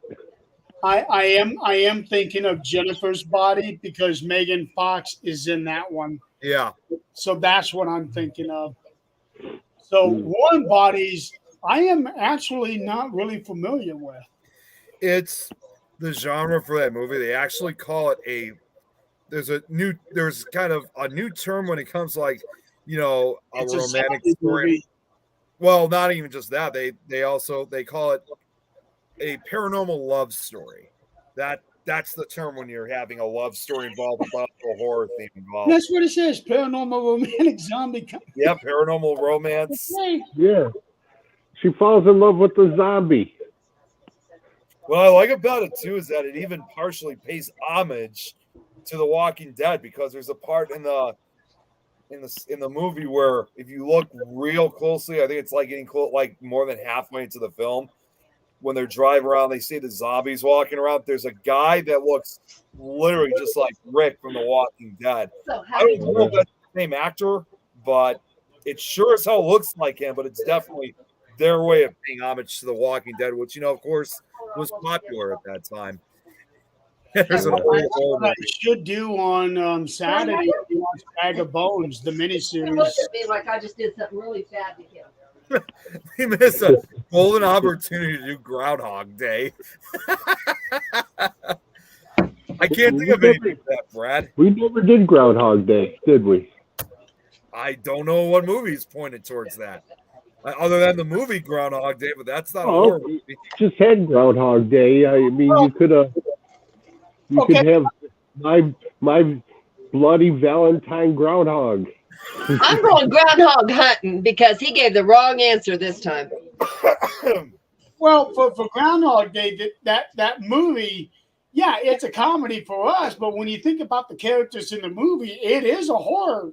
It would be. Well, I'm sorry to say this, but I've never seen Groundhog Day. Oh, Nick. Nick. Wow. When I took you over to Woodstock and we're walking around where they filmed Groundhog Day, you said, "Oh yeah, I remember that." I remember where it was filmed, but I've never seen the movie. Oh, okay. I took you around. You know, on the flip side of that, I don't think they are in a horror movie because they don't realize it. Oh, he does that after the third or fourth game. Then. How do you not see a classic movie with Bill Murray in it? I just haven't had the chance to see it. All right, you know what we're gonna do? We're gonna watch it Saturday. Netflix. I'm grounded. We're gonna watch it Saturday, Nick. Fired. You are grounded, Nick. Go to your room. Oh my God. But No, yeah, we're- it is such a good movie. Really, you should see it. You will laugh your ass off. I wanted to, trust me. Yeah. But you got to think about it from the character's point of view. There ain't nothing in this movie funny to him. Oh, I'm sure not. Yeah. Brad. Nope. No That's okay. I'm going to shoot that groundhog. We're not going to have a problem. That would probably be the worst punishment right there. Yeah. Oh, that reminds me. If you get a chance, look up. I didn't get to read the whole thing. It disappeared. Crystal Skull that was found in Colorado. Oh, yeah. Crystal Skulls. I've heard of. Crystal Salt. No, Crystal Skull. Yeah. I saw it come across my feed because I get haunted locations. And then there's another one. It's called The Third Tunnel. It's by Colorado Springs. And you're not supposed to go in it. It's like taboo, so I will not go in it. But people have broke in it. And it was the third tunnel because there was a bunch of, well, there's a whole bunch of abandoned mining towns, which I will go see this summer. But this one, you can't go into the tunnel. They dug these tunnels, they got ready, and there was nothing, no precious metals, no nothing in there. So they abandoned it. A school bus went through it, and it collapsed on them. It killed all the kids and the driver. And so, of course, the legend goes, going through a tunnel like that for? It was actually the road. It was part of the road at one point. Really? It's called the Third Tunnel. But they talk about, you know, like any other place that talks about kids that have died there, like on a school bus or kids or, you know, little handprints. They're all urban legends, though, aren't they? Is this in Minneapolis? It's near Colorado Springs. Colorado. It's called the Third Tunnel. Completely different place. And you know how they talk about little handprints pushing your car? You'll get little handprints on you. It's the same thing there. Voices of kids, things like that. Well, Nick and I went to find the 7 tunnels of hell. Oh, the gates to hell. Down in Gates of hell. It's right here. Yeah, it's right here. We don't have to go further. It's here. I found 2 of them. One of them says Crystal Mill, and another one is Gold Camp Road Tunnels. But the Gold Camp Road Tunnel says Colorado Springs Cripple Creek. That's it. That's not it? No, we were actually supposed to go to Cripple Creek 2 weeks from now. But they want you, like any other crazy motel, wants you to rent every room. Every room. Every room. And we're not doing that. This is called Gold Camp Road Tunnels in Colorado Springs / Cripple Creek. Huh. Oh, yeah. Anita makes a good point. All states have a Route 666 with the Gates of Hell urban legend. She said she's been to a local one. I knew that there was one. I know that there was a Highway 666, which apparently, because of it did generate a lot of unusual activity, they actually did change it. They changed the name of it, but they even after changing it, they're still having issues like that. But I just thought for the longest time there was only like one Highway 666. I mean, okay, you're right. It is Cripple Creek. Okay. Isn't there a movie called Route 666? I thought so. Yeah. Probably. I thought there was. Yeah, there was. 2001. Okay. Yeah, we never got through the final gate of hell, though. We got through 6 of them. We got to do 6 of them, except for the last one. And it was in the woods or something. It was really far from town too. It was like in these like secluded, hilly, wooded areas. It was so. Imagine if we were there at night. You knew when you found it, it was like loaded with graffiti on all the bridges. Yep. It's the 7 gates to hell. Of course, you're going to have a lot of The graffiti. 7 gates of hell. What the story is? You're supposed to go through all of them at midnight, right? Anita, you're going to love this. I found my Dark Tower. I've got my Dark Tower movie now. Story. Okay, so this Cripple Creek does not show the picture it showed online. The picture it showed online was like a metal mesh gate that covered the tunnel. You couldn't go in, and it says keep out. It says low oxygen. It says all of that, but people, of course, are going to go in and graffiti it anyway. I will not be one of those. I will stand on the outside, and that's just too bad because no. Yeah. Ooh. So I'm not sure if I guess there must be another 666 route because the one I'm familiar with. I just looked it up. It's now known as U.S. Route 491. Guys, you have got to see this picture. Hey, babe. Zach. The route? No. Or the bus? I don't know. He's going to show us something. Yeah, I'm going to. Oh, man, this is an amazing picture. I have got to share this.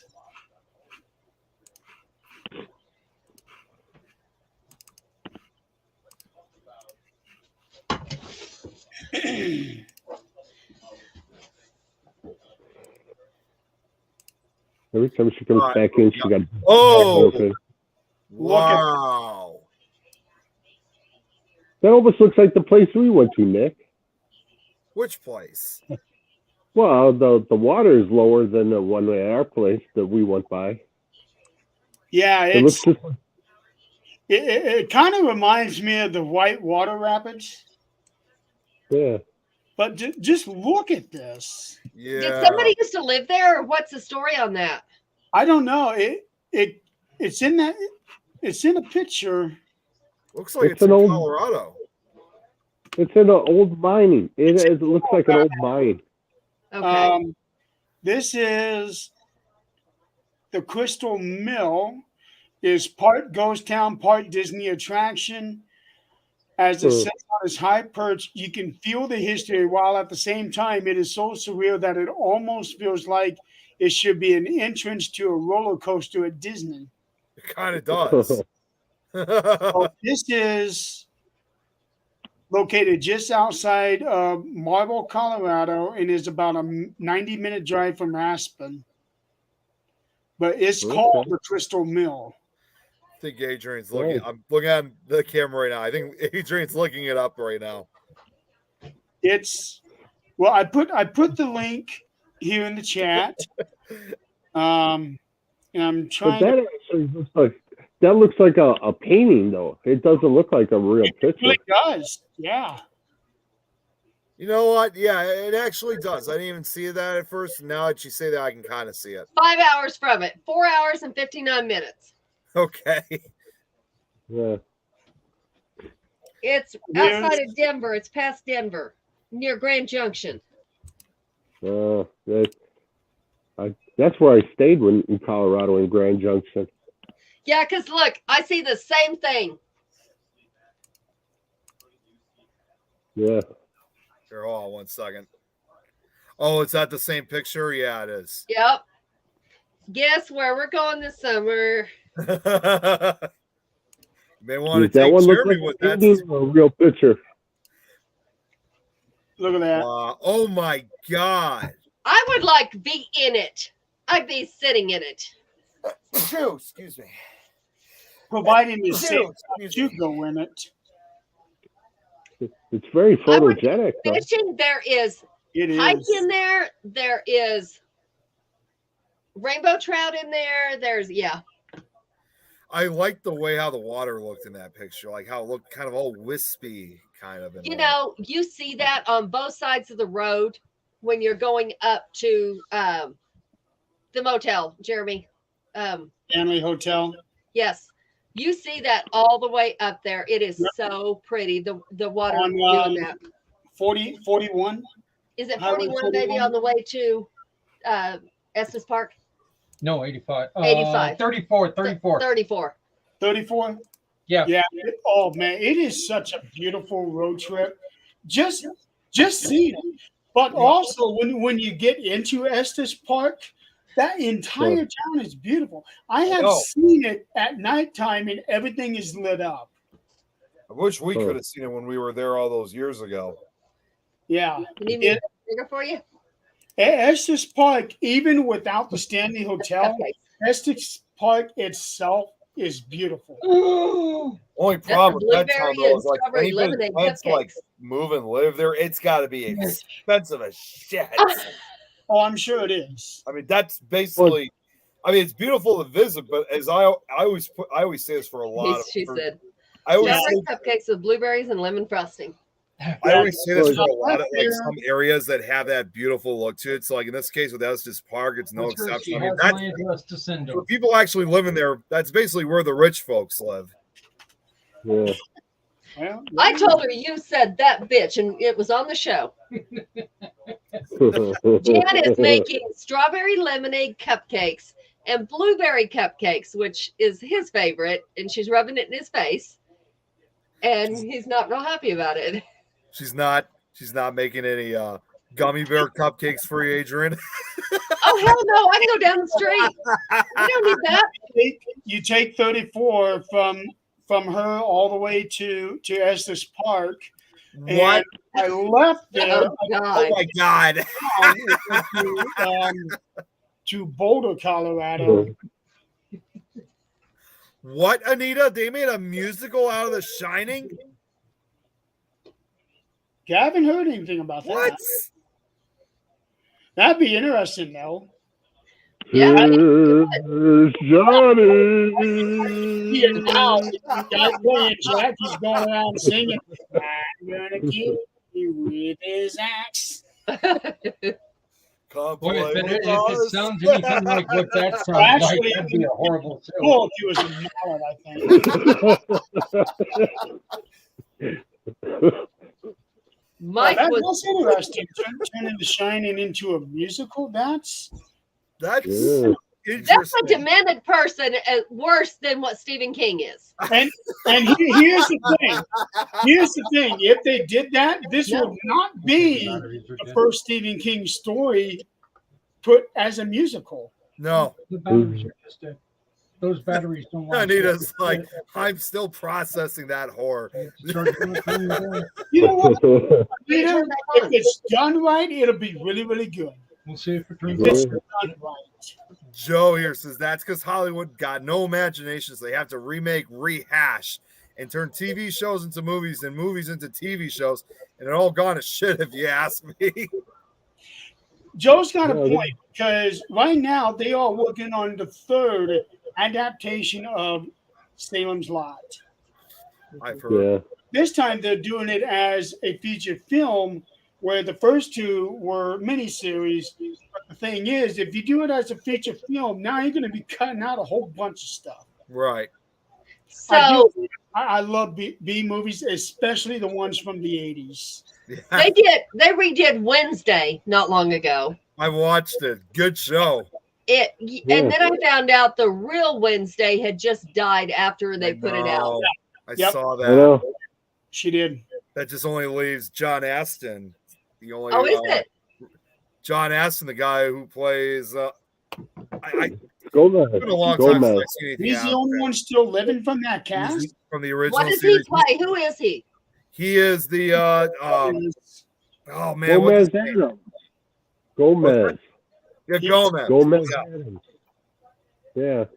And that's Okay. yes, Trauma. Anita, I have seen several Trauma films. I have. Yeah, and What wasn't John Aston the oldest? he In might that, have been, and he's now. I mean, today he's 90 years old. 90. That's like the Golden not- Girls. so, The so youngest died first. he's the oldest of that cast, and now he's the last one left. Well, What happened sometimes? no, wait, no. He wasn't the oldest. That was the guy who played. Lurch. Lurch? No, not Lurch. Uncle Uncle Fester, Jackie Coogan. Fester. I think he was the oldest. Yeah, because Okay. he was born. He was born like in the late 1910s. John Aston wasn't born until 1930, so he was in his But 30s still, when he did it. Jackie Yeah. Coogan got a start in what's that? The guy with the cane. Movie. Yeah, Jackie Coogan. He was Charlie Chaplin movie, The Kid. Chaplin, yeah, because he was involved in silent movies long before he got into the Addams Family. Who was the hand? Oh, that was actually the same guy who played Lurch. That's the same guy. Yeah. Oh, he was Thing? He was Thing too. He would just like pull his sleeve down, and like in a scene, he would use his hand for it. That was him too. I did not know that. Because before, like in the original Right, series, Joe. he was not really a disembodied hand. He would come out of boxes and stuff like that. So that was him. Yeah, he's just like. Yeah, and when I think about it too, with John Astin still being alive, I mean, I'm sure I'm not surprised of saying this. I'm sure he's surprised that he's still living, because the fact that he had these, these child actors. I mean, this is like one of those situations where he thought, I know I was supposed to go first, not you guys. So, but unfortunately, I think that's supposed to come out next month.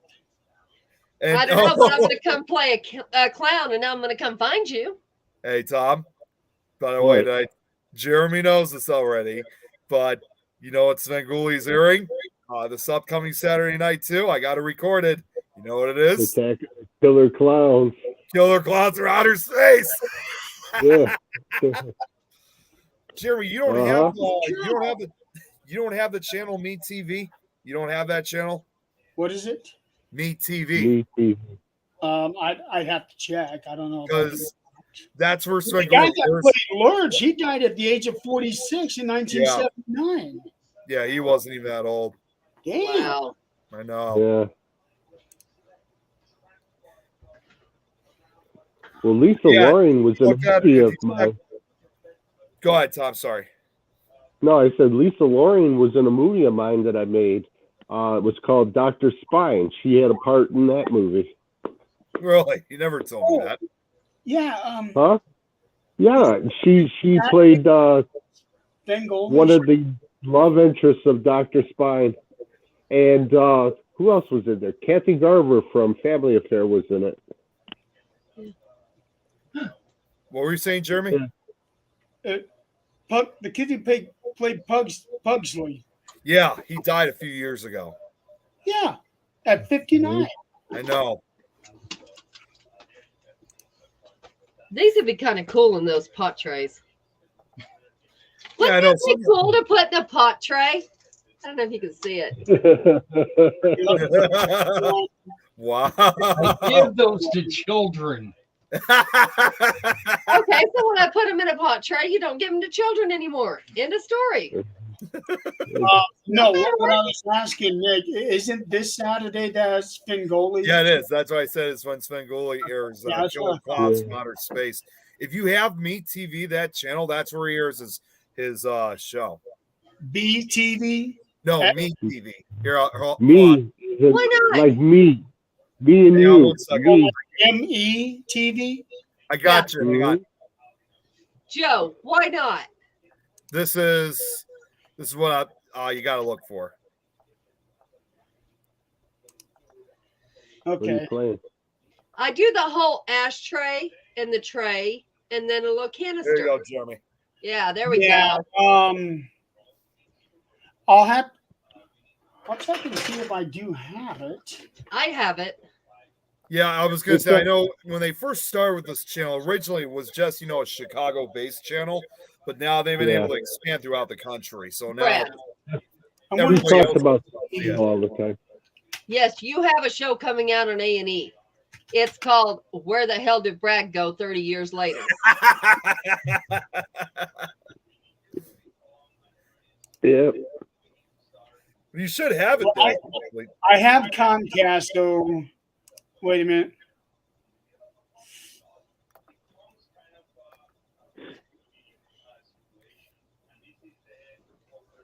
Okay, Brad, what is it? I'll bite.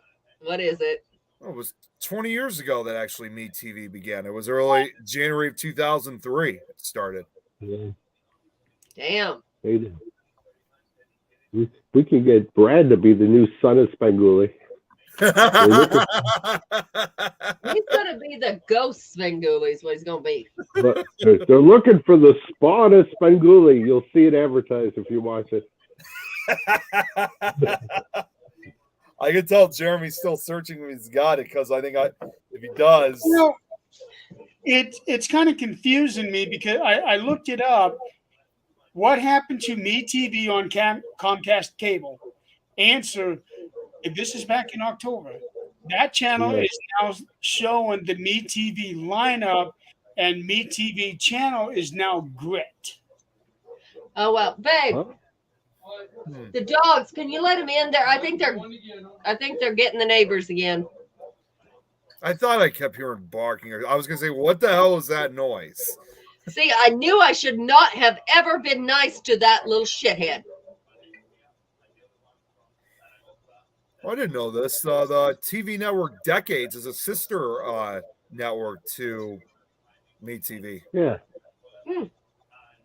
You get all those channels over the air antenna. Yeah, it's all the channels that show a lot of like the old television sitcoms and dramas, the 1950s up to now they're starting to show some stuff from the 90s. So it's like from past 50, 60, 70 years. Yeah, see, Brad, it's a docuseries called Witness Protection, the real life threats. Here's the problem. It would be called the dumbest witness protection because this motherfucker keeps coming up on these channels under his real name talking some serious shit. He said he wants to have it on A&E. I see this more of being on Investigation Discovery. Yeah. Oh, by then it's going to be Mediums of the U.S. Can you find Brad? And his mind is going to be so damn scattered, nobody's going to be able to figure it out because he's going to be going, oh, yeah, I'm over here. No, I'm over here. I'm over here. Oh, man. Okay, guys, it's after 8. I have to get the little kid to bed. The big little kid. The big little kid. Kid. That's an interesting title. Oh, that's normal around here. The big boy. Uh-huh. No, oh my God. No, on Investigation, it would be the first 48. Oh, honey, the first 48, nobody's going to know you're gone. The first 48 months, nobody's going to know you're gone.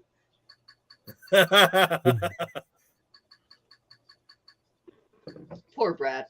Nope. Poor Brad. He's delusional. If anybody sees him disappeared, don't think nothing of it. It's okay.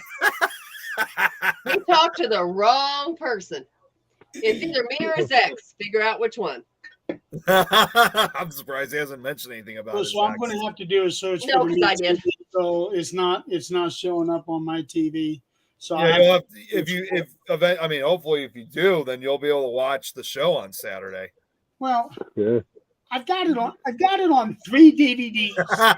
Yeah, but Svengoolie always talks about facts and different stuff about the movie, and then not to mention he probably might do a new song for Killer Clowns. Yeah, no.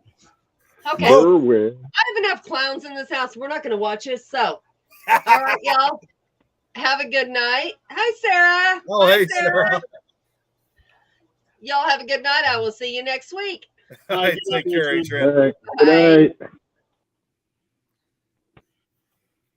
So, yeah, that's the thing you'll miss out. I mean, I know you got the movie, but you'll miss all the other stuff that Svengoolie has to offer. Yeah, well, that's okay. If I don't see it, I'm okay. I've got the movie. Like I said, I told you in message, I could just record it for you and send it if it's a new song. Yeah, if he does a new song, I definitely want to see that because I like that song he did. Yeah. Do you remember the song that Svengoolie did? Time? Did you ever? It's on YouTube.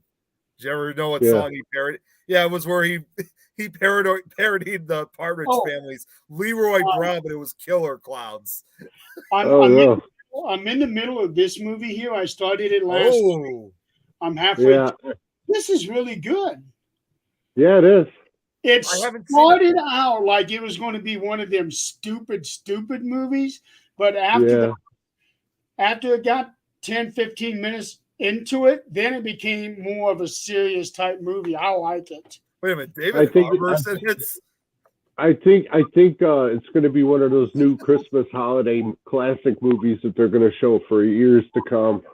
It could be. I thought that looked like David Harbour. It is. Yeah, from Stranger Things. Yeah. Yeah. Yes, And guess- that's him. Oh, He and plays guys, Santa Claus. and guys, by the way, you should know this already. Since, like what you just said, Tom, that this is probably gonna be another one of those holiday Christmas classics for years to come. Well, it says here in January of this year, it was confirmed that a sequel is already in the works. Yep, there you go. Sarah, yeah, basically Christmas meets Die Hard. That's pretty much what it is. That Christmas meets Die Hard, right, Sarah? Yeah. That's exactly how to describe that movie. Yeah, that It's- she is not. Yeah, she's right to it. It's a very brief description back here. A team of mercenaries breaks into a mansion on Christmas Eve, but they are not ready for a surprise combatant, Santa Claus. Santa Claus. Yeah. And it's from the producers of John Wick. Really, John Well, Wick? you know what? He isn't like a character playing Santa Claus. He is Santa Claus in the movie. Right, That's the wild part of it. It is. You know, it's not like That story of that Santa Claus is really cool too. All that's missing is Alan Rickman. True. Yeah, we can. True. Yeah. John I thought you Wick saw beat that. Home Nick. Alone. I thought you saw that movie, Nick. Be a I bad didn't get to have the story. chance to watch it. You know what's another good movie? The Menu. The I don't Man. know You that have- one. You got to watch The Menu. That is, I would say, totally effed up movie. I have never seen it. I never even heard of that. It just came out. It's got the same guy that played in Warm Bodies that's in it. Oh, wow. Hey, it's I can't describe that movie other than you got to watch it. Okay. Well, the main actor is the guy who played Voldemort. Really? Yeah. Yeah. No, I think it's pronounced Rafe. Rafe Fine. Ray Fiennes, yes, that's the guy that played the chef in the movie. Yeah. They're giving it kick-ass reviews. I mean, a lot of people are. There's already a few who's already given their reviews here in the chat. You didn't like it, Sarah? Oh, it's good. Huh. That was Anita who said that. No, Well, Sarah was saying that it was okay. Yeah. Sarah said it was. Yeah, Different I taste. can't. People. That's all it is. You know, Yeah, there may goes- be a movie out there that I'll say that's an absolute brilliant movie, and they could be, or it could be the Yeah. other way around. Right. well, the right. premise of the movie is it's like a private island. People are invited by guests, VIP guests, to this island for this fancy dinner party, and then it just turns from there. Gordon Ramsay comes out looking like an angel in comparison. Yeah, he does. He really does. Is he actually hit it, Gordon Ramsay? Well, he's playing a character like Gordon Ramsay. He's got a cooking show on TV and everything, and he's putting this whole dinner thing together, and that's why it's called The Menu. Okay. So Gordon Ramsay's the bad guy in this movie. Well, it could be Gordon Ramsay. Yes, it could be. Oh, and John Legui Gosmo, whatever his last name, that's in this. Yeah. Movie, also in Violent Night as well. Really? Yep. Yeah, he's the main bad guy in Violent Night. Yeah. But The Menu is more bloody than Violent Night, I think. Well, anything involved?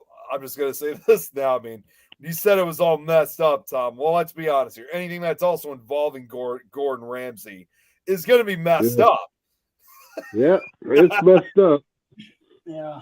You know how he always yells and swears and complains. His attitude that he always has. I got to keep looking up on my TV to see everybody and read the comments because I can't see them on my phone. Those people deserve what they got, though. They usually Yeah. these kinds of movies. Yeah, I agree to that one. Yeah. Except for the main characters, I don't understand why. But yeah, I guess I'm gonna have to check that one out too. There- the there- menu. there's a lot of good hidden gems out there. You just got to find them. Yeah, Yeah. Trust me, there's a lot of stuff I've been wanting to watch, but with everything I've been doing, I've just been all over the place. Like I said, Ugh. I'm working on the presentations, I'm working on the stories. I'm just like, my work is never done. I know the feeling, Nick. Huh? When I was recovering from that fall, I sat here and watched all those movies then. So I got caught up. I saw some of the nominated films for the Academy Award, and it's like, I mean, as far as I'm concerned, the only thing that I intend to really watch, like even while I'm still working on this stuff, is obviously the Super Bowl this upcoming Sunday. Yeah. I have no. I'm actually in a $20 Super Bowl pool that I could probably win a couple $100, but I got to work, so I was going to say, you got to work on Super Bowl Sunday? Super Bowl Sunday. Yeah. There probably won't be anybody in the store, so you know what I'll do? I'll put all the TVs on the Super Bowl. There you go. Now you can watch it. And then we'll have a crowd of people in the electronics department. Yeah. I have always said that they need to make the Monday after Super Bowl a national holiday, because that is probably the single day with the most call-offs from work. Yeah. Everybody's hungover, of course. Well, or they should put Super Bowl Saturday, and then you have Sunday to recover. Yeah, because you can't also stay out late. That's what wrestling did with their pay-per-views. They moved their pay-per-views on Saturday because it's running so late on Sunday. That's what the Super Bowl really should do, is move it to Saturday. Yeah, because when you have, because there's a lot, I used to go to a Super Bowl family party with my dad's side, but since we don't talk to them anymore, we don't do that anymore. But point of what I'm saying is, a lot of those family parties, we have kids with us, and a lot of them got to leave early because they got school the next morning. So why not put it on Saturday night so they don't have to worry about school? There is something I want to touch on that Anita just brought up, Netflix. So I am really, really mad at Netflix right now. Uh-oh, what are they done? As everybody knows, I am a huge Stephen King fan, books and movies. I do not have a subscription to Netflix. I never intend to have a subscription to Netflix or any of the other streaming apps like Disney Plus, ESPN, none of that stuff. But here's the problem. Netflix has movies and TV shows that are only on Netflix, but they don't put them out on DVDs or Blu-rays for people to get. Right. There are 4 Stephen King shows on there on Netflix that I am never going to be able to watch because they're not going to put them out on DVD. That pisses me off. Which film? Which ones are those? 1922 is one of them. Gerald's Game, Mr. Harrigan's Phone, and something else. I think 1922 is on DVD. No, I've looked. Really? Yeah. I swore I saw it in the DVD section. Okay, maybe I'm wrong. Maybe there was another one. Movie that List of adaptations. Yeah. Mr. Harrigan's Phone, In the Tall Grass. Gerald's Game is on DVD. Yeah, that's what Sarah's saying. Gerald's Game is on DVD. Yeah. Because I've looked on Amazon.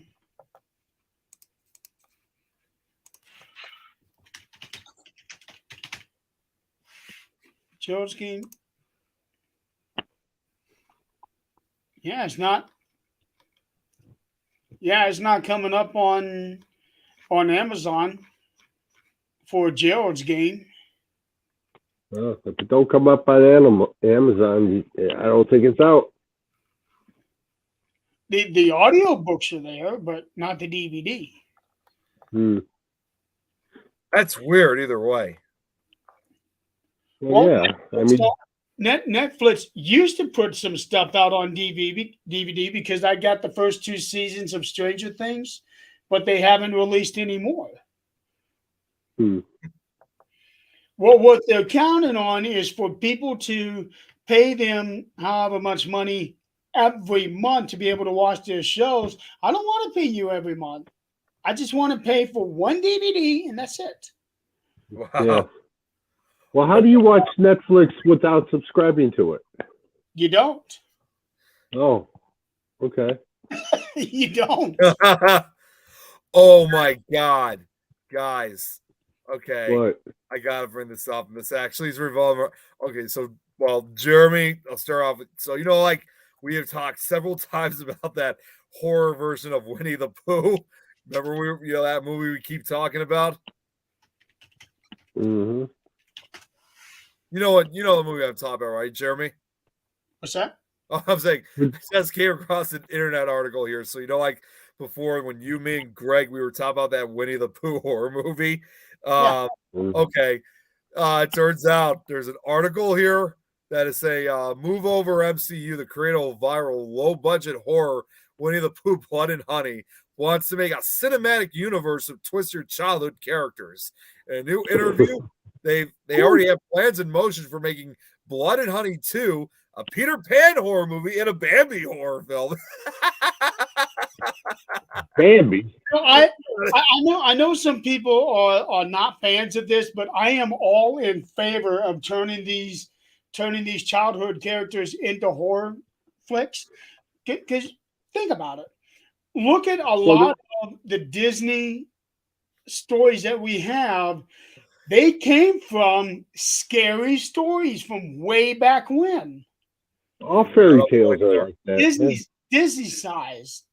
Yeah. Well, we were talking about that before, and then like in the 70s, they turned all the fairy tales into adult movies. Yeah, but those are adult pornographic movies. That's a difference. There's a whole other issue about that.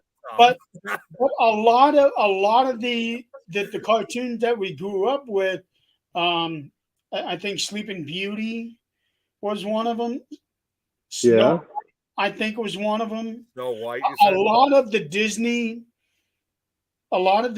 cartoons, the Disney classics came from the Grimm brothers. Right. Yeah. Right. Some way, yes. Well, they did make a movie called Bambi Meets Godzilla. Yeah, I've heard about that. What? Yeah, Bambi Meets Godzilla. Look that up, Jeremy. See if you can get a copy. It's only about 12 seconds long. Yeah, I think it's supposed to be I think it's nothing more than literally just like a few pieces of paper. Like it looks like a children's drawing to it. Yeah. It's like look it up. Bambi Meets Godzilla. It actually was even featured on one of the VHS copies of one of the Godzilla movies. I think it was. It's only a few. I think it was the reboot. 9. It's only 9 seconds. Yeah. Now this one here that I'm seeing is a minute and a half. Well, it could be too. Yeah, it was actually featured on like one of the reboot Godzilla movies, like VHS tape. I think it was the one from the 80s that they added it into. Yeah. That is oh my God. That is enough time for Godzilla to eat Bambi. Who do you think wins, Bambi or Godzilla? I think you and I both know the answer to that. Well, watch Jeremy's face now. He's about ready into it. Okay. That's it.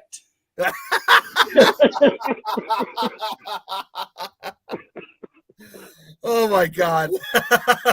That's it. Okay, now I see why you say it's 12 seconds because the other minute 20 is all credit.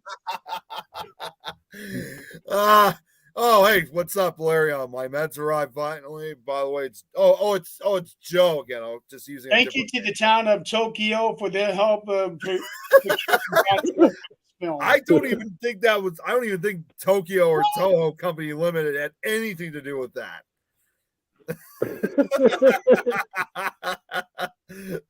The minute and a half is all opening credits. Yeah. That's all it was. It is like 30 seconds you ain't getting back. Well, that's okay, Nick, because those 30 seconds were part of the show, so I don't consider that a waste. Wow. Okay. So very original. Okay. I can see everybody that's listening is going to be going on YouTube and trying to find it now. Here's what everybody should do now for those who've watched for the next 24 hours. Watch that clip and then message us back into the chat. Say that you saw it. You see Bambi get 1,000 times. That reminds me of a movie where they kind of make a reference. Not exactly that, but I just thought of that Chris Farley movie, the movie Tommy Boy, where they actually ran over the deer, and then the deer started bringing out of the car. And at one point, he's like, "My whole life sucks. My dad just died. We just killed Bandy." Netflix does not offer free trials, but you have the freedom to change your plan. Oh, come on. Yeah, it's really like an awful one-night stand. Okay, so Joe here. Okay, this is okay. I picture it's his wife and Mark Miller from the band Sawyer Brown. Wow. But Joe, why are you calling? Wait, I'm trying to figure out why is he calling himself Larry in this profile. Ooh. Did you find something? Oh, I'm looking at stills from the movie In the Tall Grass, and there's the one where it looks like he's possessed or something, and his eyes are all green. Looks really cool. I just thought of this, Jeremy. Can you imagine if we requested Don to do an episode of Fear Pants episode of Bambi versus Godzilla? Oh my god. we talk for the next 2 hours about this 12-second movie. Yeah, okay. Here's the review of Bambi meets Godzilla. There you go. Have a good night, everybody. Wow, that didn't even last a minute. Yeah. Okay, so Sarah's got a question here for you, Tom. What is the best and worst thing you've ever watched? The best thing I ever watched lately? I don't know. I have not. Maybe ever. I would go with most of my childhood. I had the biggest. I was the biggest fan of 2001: Space Odyssey for some reason, and that was like the best movie ever when I was a kid. And the worst thing I could possibly watch was The Knight's Tale. I don't know. I just could not get into A Knight's Tale, and I wound up walking out of the theater, and that's a rarity for me to walk out of the theater. Yeah, I mean, 2001: A Space Odyssey. Yeah, that's a good movie. I mean, yeah, it's a long ass movie. I know a lot of people sometimes say it's boring, but I liked it. It's another good movie. What movie is it? 2001: A Space Odyssey. Space Odyssey. When I was younger, that was my ultimate favorite movie. You know what, Steve? It's funny because you brought up that movie, and Jeremy, you brought up about Stephen King. Stephen King actually at one point said in an interview that he actually I'm sure he was not the first person to say this because this was 1968. He actually back then he actually said he did and got high on a lot of peyote and went to see 2001: A Space Odyssey and that whole Stargate sequence. I mean, that's definitely quite the scene that could certainly. You watch a scene like that looks so psychedelic and so futuristic, and you're high on those kind of drugs. That's quite an action for you. Well, it's the music, the music and the visuals just went so good together in that movie. Yeah, what were you saying, Jeremy? I was saying the thing that stands out about 2001 is there's very little dialogue. Yeah, I know that's the thing that I think a lot of people kind of found a little bit boring when there's not that much, and then not as much music either. I really enjoyed it. It was all music. Sorry, what you guys? No, I said 2001. It was all music. There wasn't a scene in 2001 that didn't have music. No, there were some quiet scenes. No, it was all based on classical music, and that's what played the whole throughout the whole movie. The only time that they didn't have a real soundtrack was at the very end of 2001. Yeah, just in that one part. But then the music started right after they had the quiet scene, and then they had the music flare up again. It was when he was going through the different phases until he became the Star Child. Yes, exactly. That was the only real quiet part in the whole movie. But then it had a short period of time where it was quiet, and then all of a sudden the movie just blared with music. Because I remember I saw that downtown Chicago in Cinerama, where the screens were built out into the audience. And when you sit real up close to the thing, you were like surrounded by that whole image of the movie, and it felt like you were actually in the movie. Right. It was wild. And then the visuals and stuff, it made you feel like you were actually floating in space. I mean, I could do without the 20 minutes of the apes fighting at the beginning, but that led to the whole premise of the movie, of the evolution of man. Now, Jeremy, what were you saying beforehand? Or what were you trying to say? The 2010, the sequel, I thought was pretty good. 2010 was good too, yeah. I'm surprised they never followed up with the 2061 and 3001 movies. Right. Yeah. Well, I gotta show this. I guess it's because we passed 2001 and 2010. Now we're in 2023. I said, what are they going to say? 2001, 22 years later. Very quick, I got to show what Sarah just wrote. This was in regards to when I said about if he had ever did a Fear Fans episode of Bambi Meets Godzilla, Don would scrunch his face. He does that all the time. He does. That should be titled Brad Meets Adrian instead of Bambi Meets Godzilla. Oh man. Okay, I didn't like the really wall. cool. It's real cool when Don gets excited. That is a lot of fun to watch. When Don gets super excited. Oh, when he's doing his movie reactions, yeah. Well, no, not when he's doing his movie reactions. When you meet him in person, when he gets revved up, he is hysterically funny. Would be a cool one to show in IMAX. I think Joe's referring to 2001.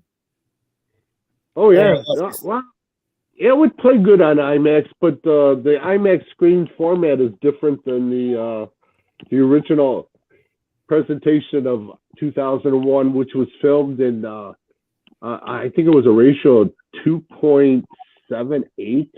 I mean, it would be really shrunk up on an IMAX screen. Yeah, I can kind of picture that already. No, it was like one of those few movies that was like, you know how Letterboxd, you got the bars on the top and the bottom? Yeah. 2001, the bars go even smaller. The movie's actually smaller, and the black bars are even bigger. When you went to see it in the theater, because it was so wide, and the movie came out on the sides of the theater, that's what you're missing on the TV. You're seeing the whole image, but you're actually seeing three images on regular DVD. In the movie theater, you saw three different images, one in the front and two on the side. Yeah, I'm trying to remember what they call that, actually. It's what do they call that? Cinerama. There was something that was called that. I can't even remember what you call it. Cinerama. Oh, Cinerama. Yep, you're right. Yeah, because they came out with How the West Was Won in Cinerama, and Grand Prix, the racing movie, was in Cinerama. They came out it was sort of like a 3D craze with Cinerama when it came out in the 60s, the late 60s. A whole bunch of movies came out right after that. How the West Was Won was in Cinerama. And if you watch How the West Was Won on TV, you could actually see the two little bars in the middle of the screen that separated the left and the right screen. They used to come out to the side of the theater. Oh, excuse me. Grand Prix the same way. Or the way it's photographed, if you watch it in Letterbox, you can see the people looking that way. But they're supposed to be looking across, and then on the Letterbox, they look like they're looking sideways at the people. It's really strange. Huh. That's interesting. Yeah, Cinerama didn't last very long, but then they came out with after Cinerama left, they came out with a new thing in the theaters, widescreen and Sensurround, where you feel the movie. Earthquake was the first one, and then when the earthquake scene came on, the theater started shaking violently, right? And you're feeling the movie shaking. It was an experience. I remember that distinctly. They had to close the downtown. They had to close the downtown theater down because it was weakening the structure of the theater. What was that system you said? Something surround. What was that called again? Sensurround. Sensurround. Okay. Yeah, it was a new format, and then they came out with another movie called Midway in Sensurround, and Roller Coaster was in Sensurround. But these are 70 movies. Every time you keep saying Sensurround, I can't help but think, because this goes right back to Svengoolie, because, I don't know if you remember, he did a parody that was called Sven Surround. Well, that was based off of Sensurround. Yeah. Yep, that's what I mean. Yeah. Let's see. Good night, Anita. You have a great night. Good night, Anita. They have one like that in Great America. Yeah, they do. I remember they used to have one. Oh, the IMAX theater? No, not IMAX. The Sensurround. Did they? Oh, I think they did. Good night, Anita. So, what's the worst movie you've ever seen? the worst movie I've ever seen. I said it was called The Knight's Tale, and I just couldn't get into it. And I saw it in the theater, and I actually turned it off. Don needs to come out with you to Perry Unity in October. Who, Brad? Yeah, he's asking me that Don should come out to Perry Unity. Gotta get Tom to come out. Yep. Yeah. The one in Kansas? No, that's in Indiana. Oh, in Indiana. Yeah, if it's on a Saturday and I can make it back in time, they'll go to work on Sunday. Yeah, I have limited. I'm waiting on the workman's comp to see if I get credited for the time that I took off, because I only got about 3 days of vacation time total hours. And if they take the time off that I had to take off for the injury, I says, I'm literally not going to have any time off at all. I have to wait like 6 months before I accumulate enough time to take a couple days off. You should get that time off. They should not be taking your vacation or anything like that. That's all. I know. I'm gonna work on that one. I don't get paid till next week, so I don't know what the check is to be until next week. But I'm hoping they don't take it out of my personal time. They gave me credit for working those hours and the time that I took off. They gave me credit for it, but I don't know if they took it out of my personal time or not. So if they did, I'm not going to be too happy because I already scheduled time off to go to Ohio and possibly Fort Wayne. Those are like 2 weekends, almost back-to-back weekends. Late May and early June. Night, Joe. Have a good night. Yeah. We should actually wrap up. We've been going on almost 3 hours. At least So even though I wasn't on from the start, at least I was able to be on. we should wrap up.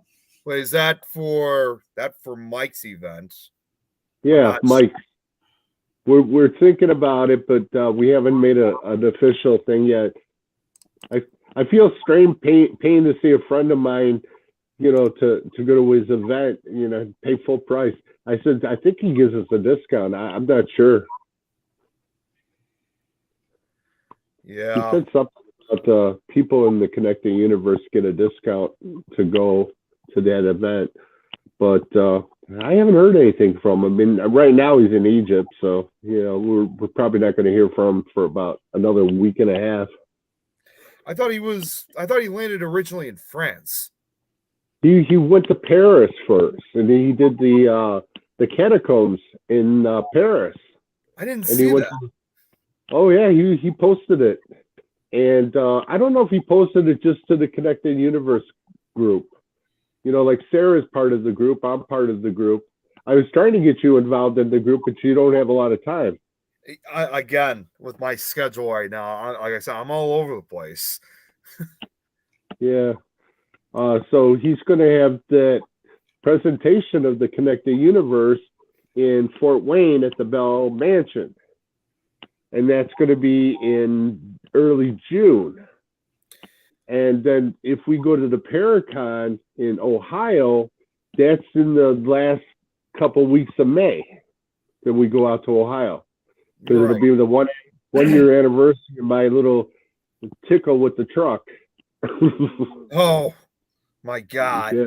I cannot believe that was almost a year ago. Yeah.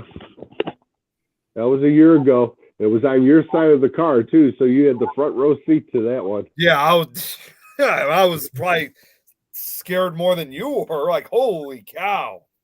I was watching all the cones flying by the side of the car. I'll be right back. Jeez. Yeah. I forgot the cord again. Oh, his phone is always dying. Yeah, but his room looks nice. What you're seeing there is not really what it looks like. It's going to be all red, totally red when you go into that room. It almost looks like you're going into like one of those bordellos. Well, he does have a couple other different colors. But yeah, we need to start wrapping up the show. Okay. And Tom, just FYI, it's not my phone that's dying; it's my laptop. So that was dying. Well, it's the same thing. Whatever you use, it dies. Wait a minute. Let me see here. You can't call it a night. Yeah, right. Yeah, we're calling it a night, Brad. So we have to make up for the time that Nick wasn't on, so it has to go much longer. No, You mean I didn't fill the bill enough for you, Brad? Oh my God. He always forget. No, I don't. He always wants forget to the go cord. on all night long so that we can get to all his work. Nick has a red room. God, I don't think he's referring to that kind of red room. You know what I'm actually more referring to, and Tom, you know this all this well. When my basement is red like this, and I'm not just only saying this for Valentine's Day. This actually kind of reminds me of that Seinfeld episode. If you guys remember the episode when Kramer had the Kenny Rogers chicken roaster right across from his window and his room was all red. It's like the same thing right now. It's like, oh, the red. Yeah, it's the chicken roaster. Yeah, it's the chicken roaster side.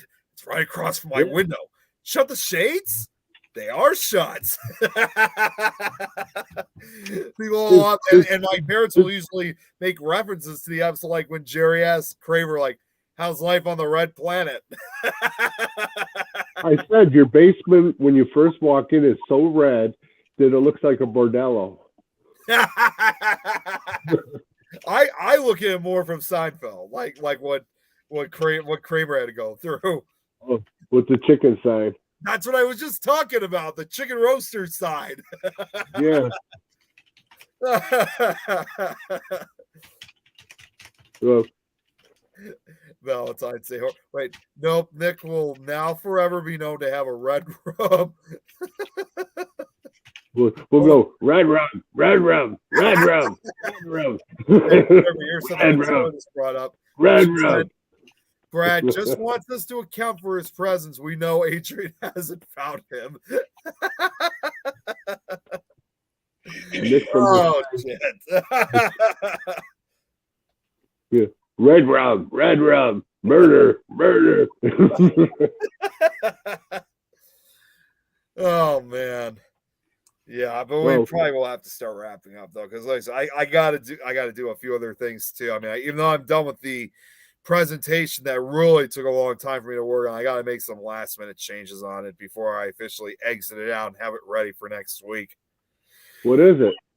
I'm gonna be focusing on the shocking true story behind the Enfield poltergeist. Ah. And Cool. I'm telling you this right now. I told Jeremy this earlier. This is like one of the biggest presentations I've done in a long time. I've even been saying it's just as big, and even though I create it, this is basically that presentation that could arguably rival my the Amityville horror presentation I did. And Sarah, yes, so I was originally supposed to do it this week. Unfortunately, and it still frustrates me. I was going to do it yesterday, don't get me wrong, but Facebook was down for a little while. I couldn't get on Facebook. I could not get on Facebook. I couldn't set up a studio so I could have it set up ahead of time. And by the time that Facebook was back up, I only had like a few minutes. And furthermore, I was also, as I always, I always like making my announcement. I always like making my announcement posters. So because I didn't have enough time to even put that together because we were down, it messed things up for me. So I just when Jeremy reached out, told me it was back, but by then it was just, I thought, you know what? I'll push it back one more week. It'll probably look even better than what it already was by next week. And indeed it is. I mean, it's, as I just described it, it's literally going to be a masterpiece. Yes. Yeah. It was basically just take a night off. Because Facebook was down, don't worry about it. Jeremy, when I couldn't even reach him out through messaging. I actually had to call him on the phone. Your message actually came through. Well, at the time it kept saying call. Well, and the weirdest thing was right before I called, it still kept saying sending. And I thought to myself, yeah, I should probably call Jeremy. So I called him up, but that was right around the time Facebook was starting to come back. But Jeremy just told me just to enjoy life in general because just enjoy life. We don't need Facebook. So I was using an OG. I would have never known Facebook was down had he not called me. Well, don't feel bad. No one else had missed anything because no one else could get on either. Yeah, I would have known. Oh my God, Sarah, it's the Men in Black keeping tabs on you. You can keep tabs on me all you want. I got nothing to hide. Come get me. Same thing with me. I got nothing to hide. Yeah. So anyway, tomorrow on 13th Dimension, I'm going to have Jill Jade as a guest. I've sent her a message yesterday. I'm waiting on her to respond. She hadn't responded yet, so I'm surprised she hasn't been watching the show tonight. Yeah, she hadn't popped on at all. That's really surprising you're having Jill on, but I gotta ask though, is this going to be act like an actual serious show, like you said with Ricky? Well, see, I was asking her, what's your passion? What are you passionate about? But she hadn't responded yet. Because I want to talk about non-paranormal stuff. Yeah. So like most of the 3 hours we talked tonight. Chocolate. I'll have Jill on tomorrow night, 13th Dimension. I got something to hide. I got to hide from Adrian. Yes, you do, Brad. You better go run and hide. Going to witness protection. Yeah. I don't think that's going to work for him. Is there Adrian coming out to the Para-Unity in Indiana? I don't think so. Well, I know we've also, when you asked earlier, I know we've been trying to plan something to go back to the temple in Kansas. I mean, seriously, I really want to go back to that, but I know. Why don't we make a deal with Adrian and we could take a ride over to the ex murder house and she can meet us there. Oh, That'll be Valeska. like yeah, we could go drive to Valeska. It'll be about halfway to wherever she's coming from in Colorado. What's that, Jeremy? That would be almost halfway for everybody. Yeah, Yeah. for halfway. We'll go halfway. It is on the other. I mean, it is close to the Iowa-Nebraska border. Well, Yeah, so technically, we'll be halfway for her. Yeah. Well, anyway, we're going to go ahead and sign up because I need to take my Z-Quil, and I don't like taking it after 11 o'clock. Oh, yeah. We go out there to Valeska. It'd definitely be on stream. Oh, without a shadow of doubt, it definitely would. Yeah.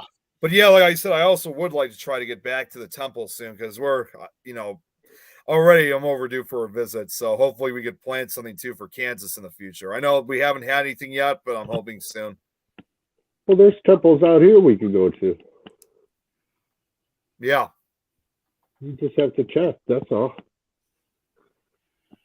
All right. So for those of you out there in the audience, thank you for playing along. And until next week, we'll see you guys. Have a good night. See you later. Take care, Bye. guys.